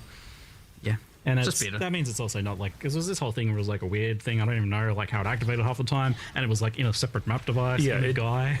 It feels more connected to a choice you're making now, rather than just it's a thing. It's all the one thing, and you get to make that specific decision. Fantastic. We touched on Delve. That's good. I think we addressed that one pretty well. So on that one then, we have a few extra just random unsorted questions. Okay. I actually I don't normally include a ruthless question. Sorry, everyone, just block your ears for a second. One person asked me a ruthless question that I thought was actually intriguing. I thought I'd ask now. So in ruthless, you can't hide items on the loot filter, which I was surprised to learn. Made me laugh. Does it have to be like that? It's... The idea was if that, with Ruthless, really what a lot of what Ruthless is it's meant to mean that you don't have the whole items on the ground that don't really matter. Yeah, that was the vision. And so the idea was like, if you have to use one, then we've failed. Mm-hmm. That being said, I don't think that those two, I would be okay with enabling this, and I'll talk about it. And the idea really is that what I think loot filters can do very, very well. Well, I don't think that whether or not a player wants to hide an item, we should make them not want to hide the item in the filter. Like, that's the failure. Not, no, we're going to make you unable to hide items. So if we're succeeding in that regard, you don't need that answer, then ideally when they're making the filter, they wouldn't have any hide lines, right? That's us doing it right. So the fact that there are items wanting to be hidden isn't doing it right. But more so, the thing the filter does really, really, really well is improve the formatting, highlighting, what's escalating levels of what's Dopamine important, levels, yeah. all of that stuff very, very well. And as I'm saying, these things don't have to be at odds with one another. Like, you can do the drops right and still have filters. Yeah.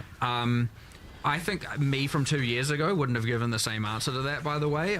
Certainly, it is a philosophy I've changed. Like, Nice. I might have even been me that said no filters and ruthless. I don't remember. So like, I'm certainly okay with it. And I think if that point where people are going, oh, I'm going to hide all this and this and this, then we need to be doing more work on the item system in that regard.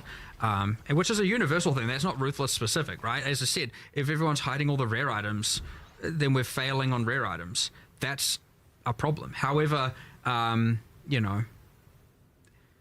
well, and that applies to a bunch of things in the game. It's like, why are we dropping so many items if the general is no one wants it? Now, obviously, some people might not, and that's where that comes into play. But end of the day, I would expect it to be. I don't want to have a specific philosophy there, because I think that at the end of the day, if we're like, we don't want you to be able to hide items, that's our fault for making you want to hide items.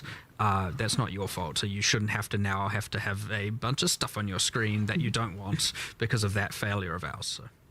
So. On the random questions, so you can't pause on the options menu, but you can pause if you open the passive screen first. It's kind of weird. It's like, why is there no like dedicated pause button? You have to open. There was a specific. We are implementing that. Great. It's meant to be you can pause, do whatever you want, and then unpause at your leisure. Not to say that the passive tree won't still pause, because full screen interfaces will still pause, but there was a specific options thing where it was honestly weird when you had like a panel that's just left aligned, like pausing you in the options. I know some people want it, but then also on the other hand, like having your game paused and then you're changing kind of graphic settings also kind of gives you this thing where you're like, or when you're changing certain options, you then can't appreciate the changes. But ultimately, the real answer is implement this pausing system properly. For both games, mind you. It's on our current queue. Okay, great. So which game gets it first, then the other game will get it, is kind of honestly the race condition at this point.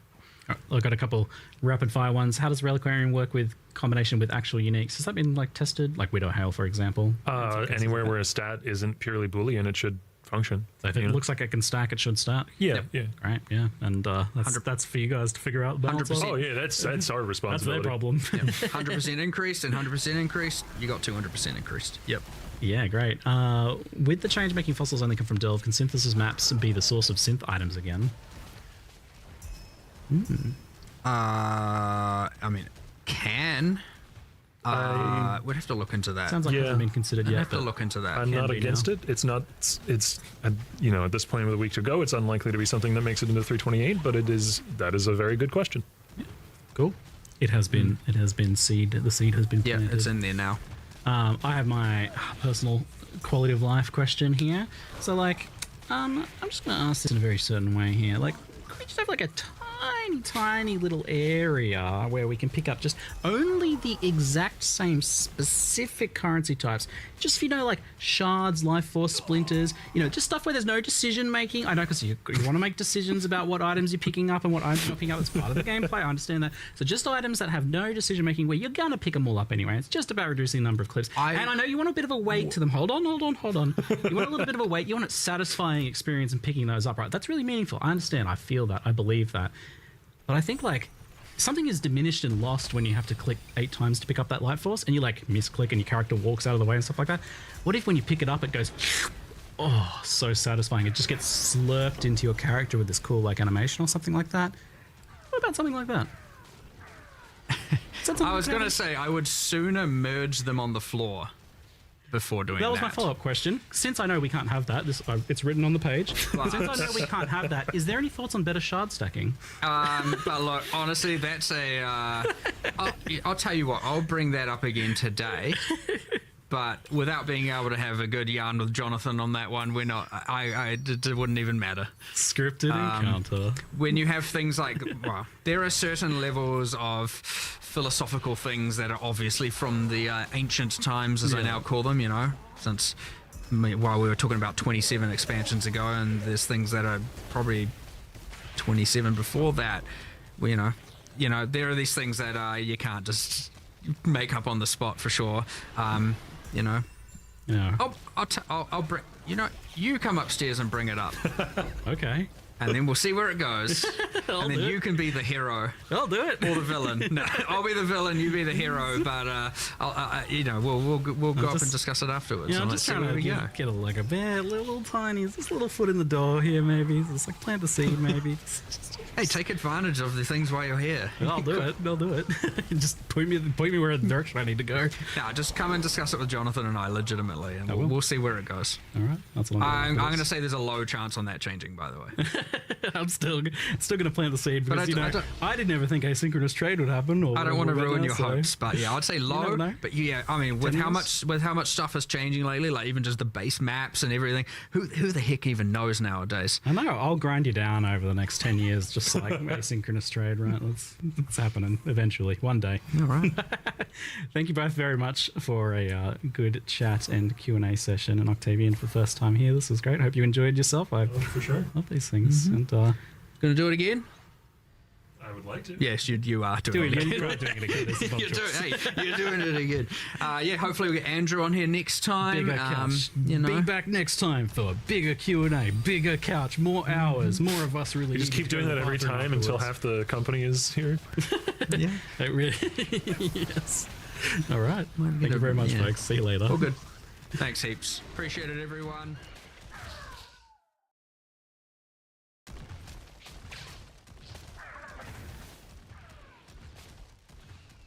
G'day Exiles and welcome to the post-reveal discussion and Q&A with Jonathan and Mark, lead guys who make games, I believe was what we discussed as the titles. Yeah, that's official title. Yeah. Excellent.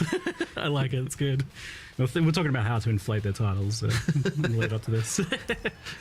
327 Keepers of the Flame, the reveal we just had there was, I think, quite a banger, but I've been even more impressed with what I've been playing here in the office with some of that, so we'll get into that in a moment. But I'm curious, this is kind of like a special kind of reveal day for PoE 1 fans, as I think it marks a return to schedule for us. You announced this plan to do the 4-month cycle for the games, two twos, and it seems to be working. Yeah, I mean, it's certainly hard, I'll tell you that, right? Like, it can be pretty brutal on some of the stuff when it's like, you know, every 2 months you got a deadline.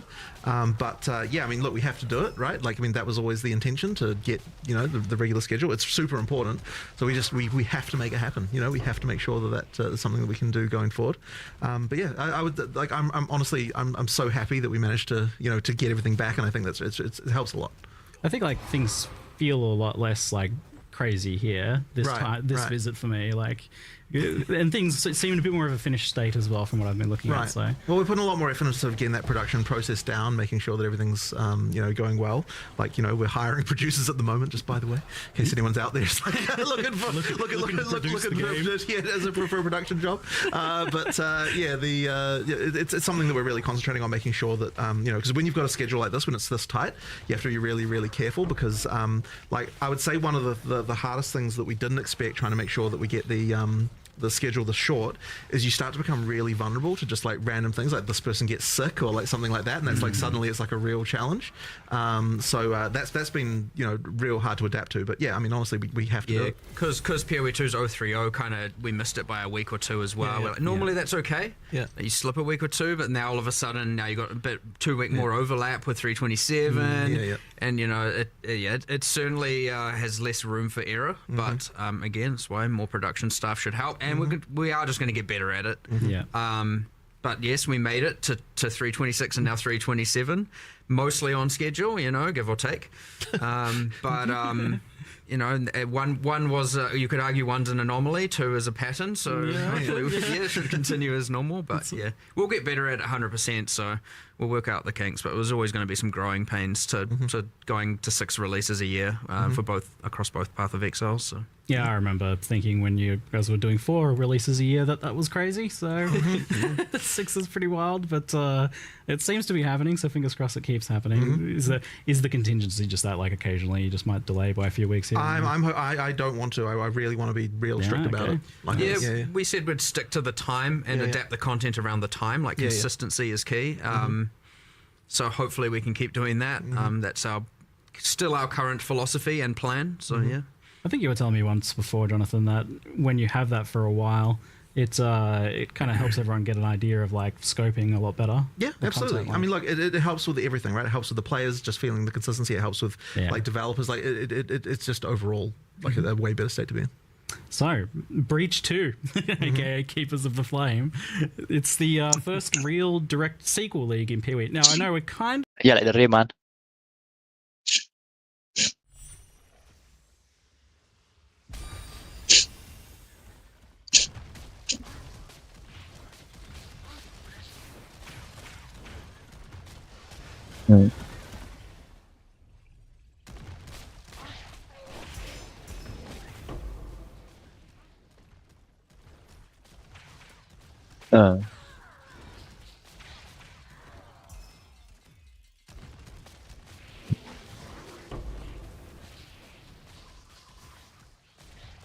Bị chạy profile. Húy.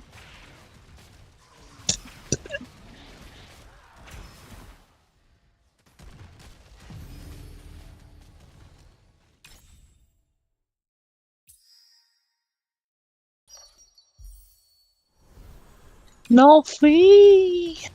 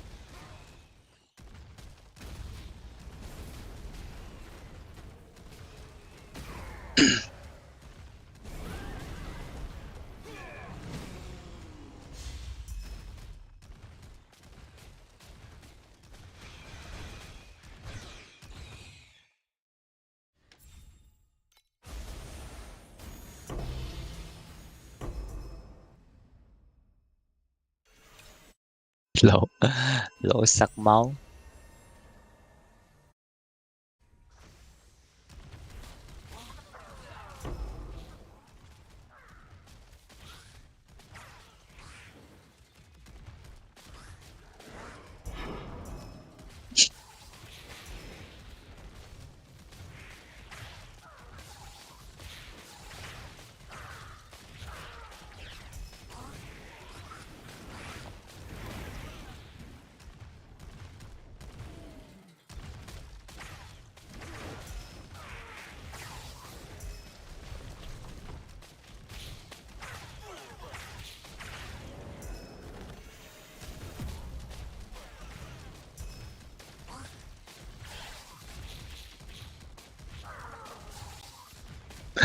Có thằng nó vô nhóm BOE nó hỏi em newbie game này có PVP không cấp bác.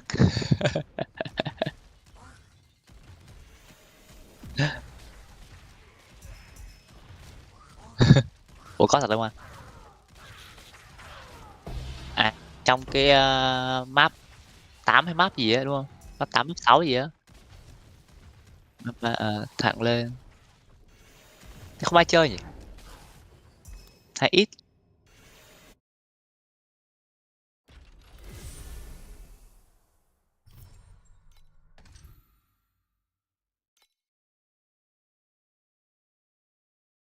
D4 giờ. Ui, mẹ hoa tím rồi. Cô ông. D4 trước mấy thằng kia cũng hay mua đồ BB giờ. Đéo mà thằng nào mua đồ BB.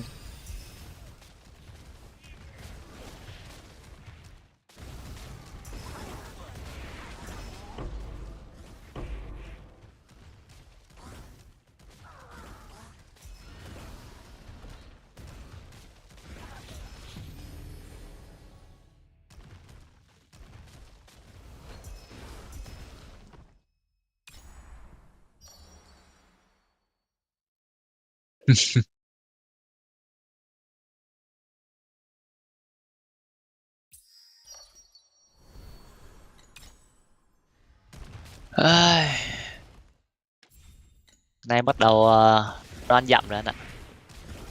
Rồi tới giai đoạn mẹ chuẩn bị giai đoạn full. Giai đoạn full.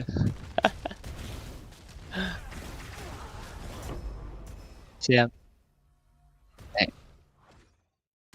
Để xem nó cũng tùy từng đứa anh nhỉ, kiểu có đứa nó lại lúc đầu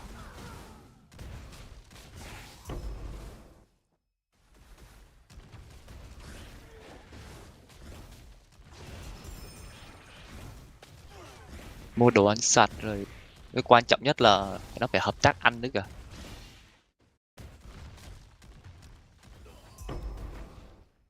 Mới lại dị ứng nó mất công đúng không? Mệt ghê. Đấy mới đặt nồi nấu chậm rồi quánh cháo, nồi quánh cháo rồi chuẩn bị các kiểu.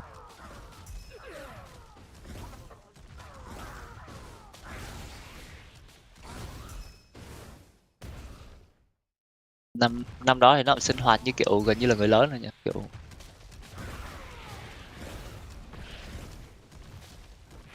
với lại nó hay hỏi tại sao anh.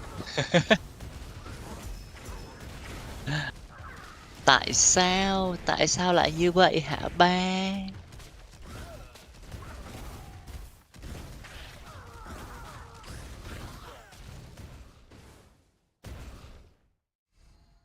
Nghe nhiều khi nghĩ má một đứa cực thì kệ mẹ một đứa cũng được.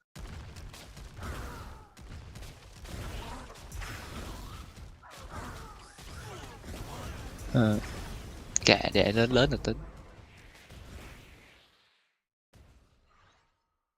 Nói chứ em có một em biết là nhiều khi một đứa buồn buồn vãi. Nhiều cái buồn mà đéo biết tâm sự với ai.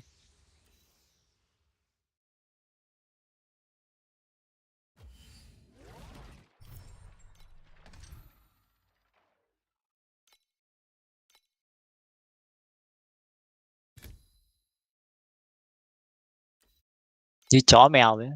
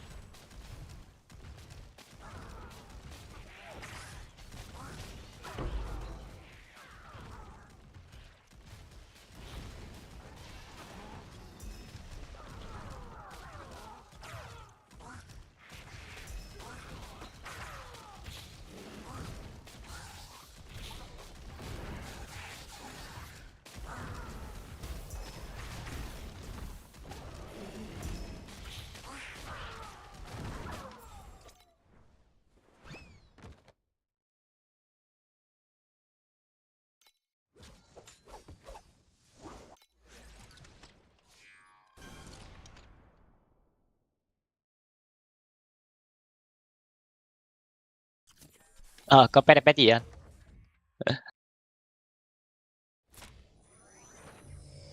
Nó bet này.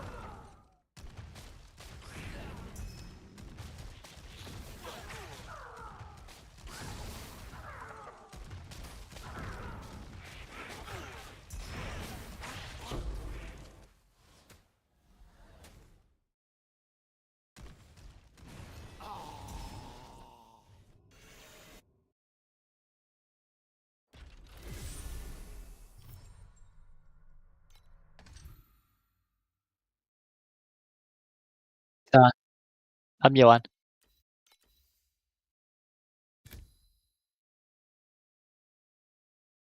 Vãi. Má! Dream hả anh? Anh lùn.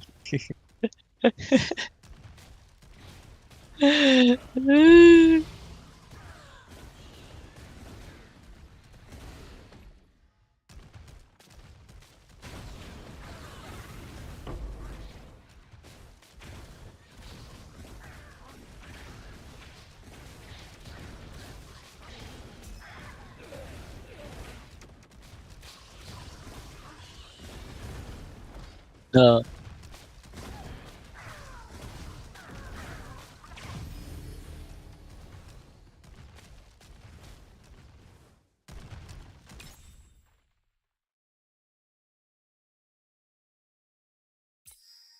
Càng chạy càng ấm.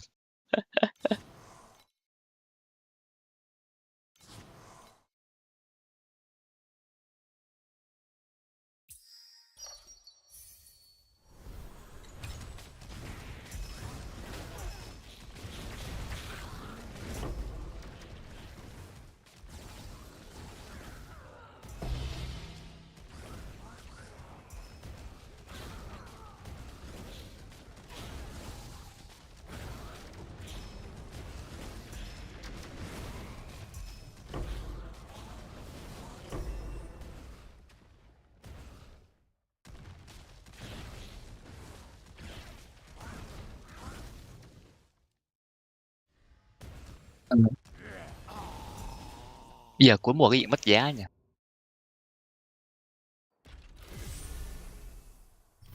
Đa số mất giá với cái món mà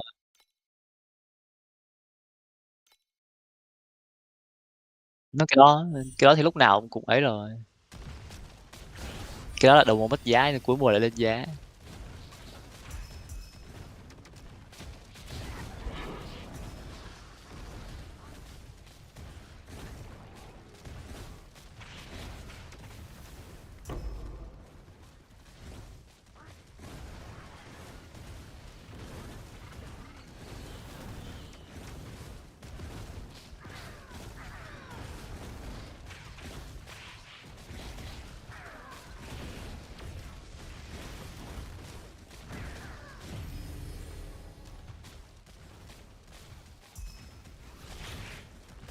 Lên profile anh.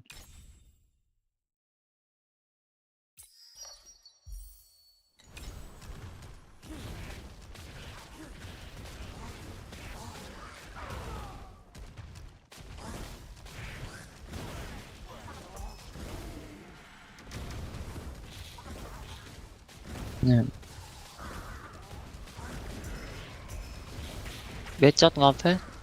God chết mùa sau God chết chắc cũng bấm vậy nhỉ? Đâu có khác biệt đâu đúng không? Sợ nó có nép không?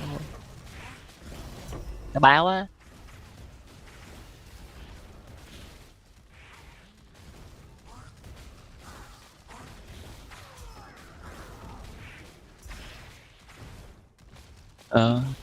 T8 là ngon rồi. Profile là chỉ kiểu có chim thì lên profile, mấy con FE thường nó rớt tắt ngon.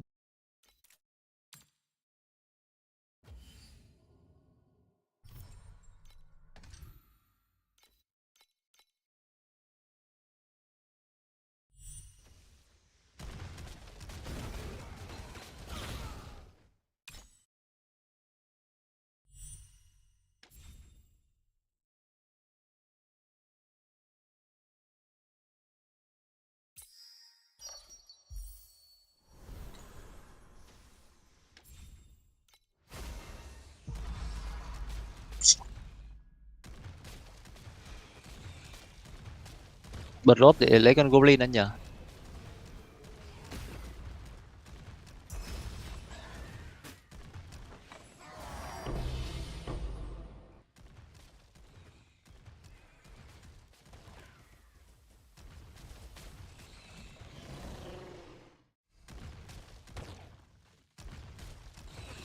Để thì nếu mà nó không nét thì cứ đẹp có chết farm được ngon phết.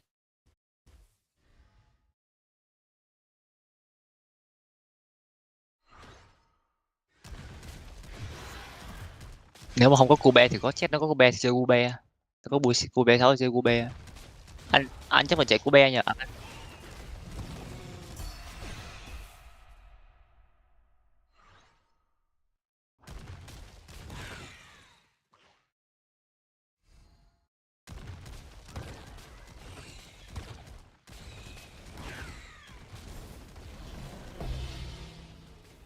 Mà gót chết.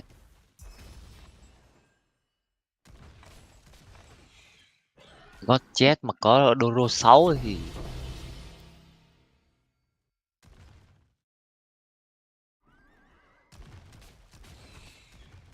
mặc Doro 6 ạc nào cũng mắc.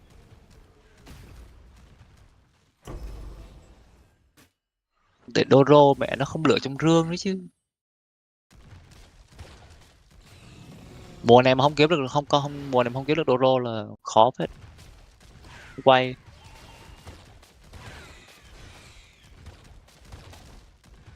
Mà mùa này em thấy tụi nó cũng kiểu không quay Doro nhiều hơn ạ.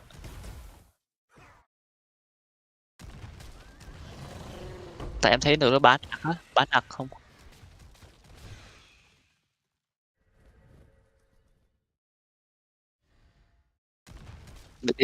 Đi với Alex nữa kiểu thà đứa nào có Alex 6 á, Alex 4, Alex 5 gì đó thì nó bay Doro chứ. Địt mẹ. Ờ.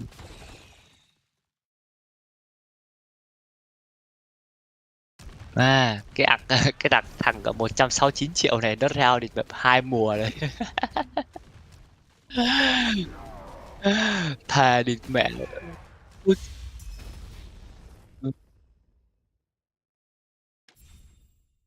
Nó full 6 hết ạ, ngoại trừ chim ba còn lại full 6 hết, địt vãi cả cứt thật. Captain cũng 6.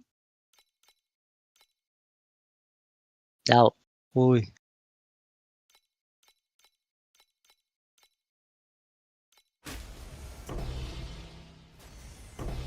Ui. Nhìn chán rồi. Ba mấy, ui nát.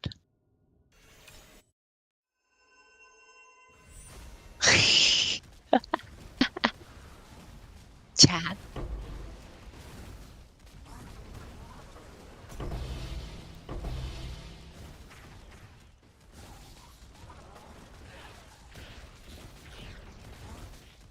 Mẹ. Thăm map còn khéo ngon hơn content anh ạ.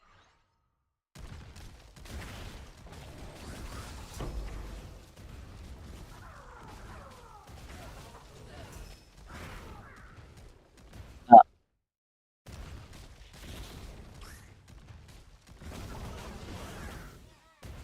Dark Search là gì anh? Dark Search là farm gì ta? À. Cái đồ đấy nó có ngon không anh?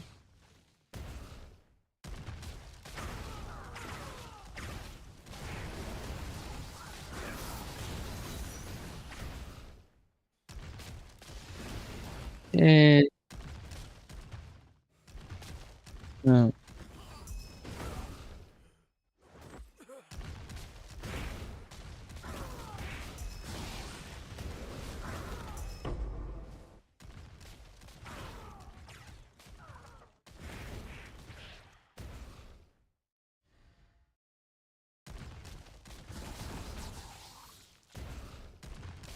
Mọi thứ đều phải bứt drop thôi.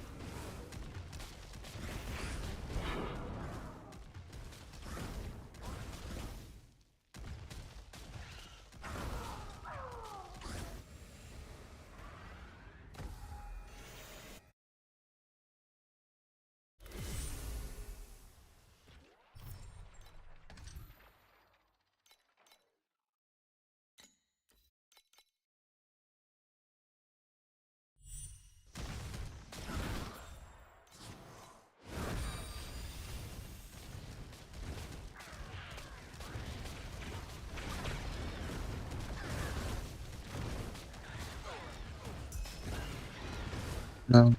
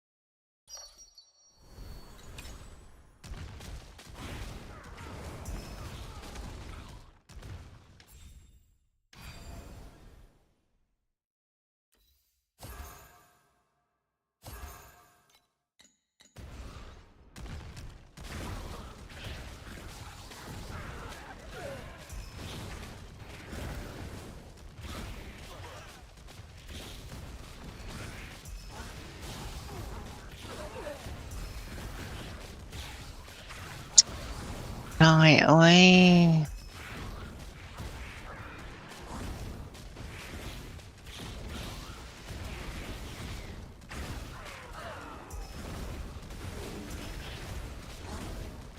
Gì anh? Nuôi gì anh?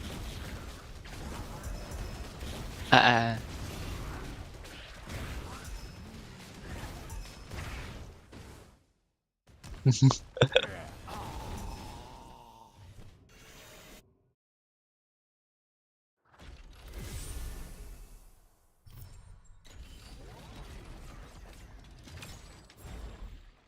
Lỗ sặc máu.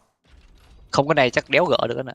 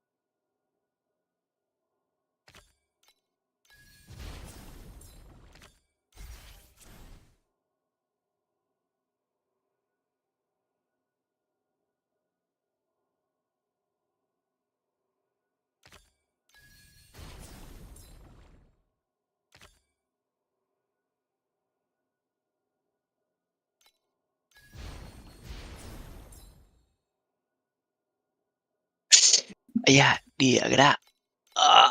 Mong đỉa ra anh bột xe dương nhiều.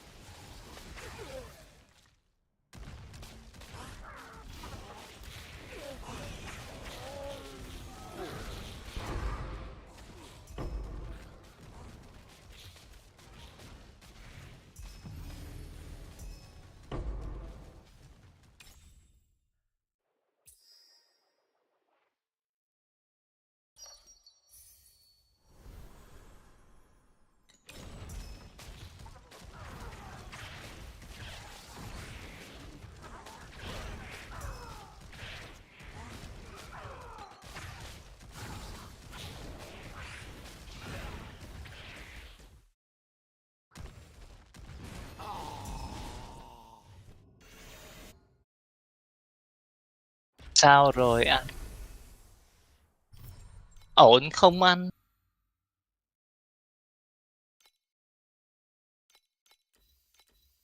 Ổn lắm anh Bột. Ở đây.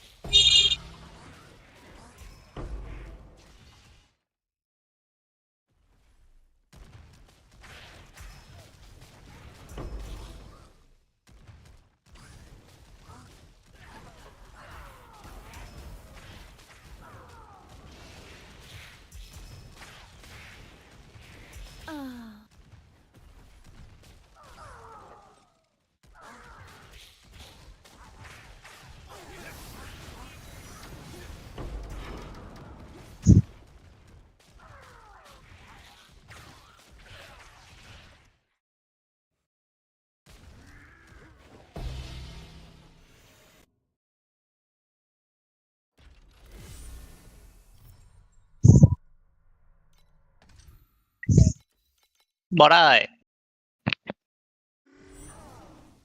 Đeo tai nghe rồi.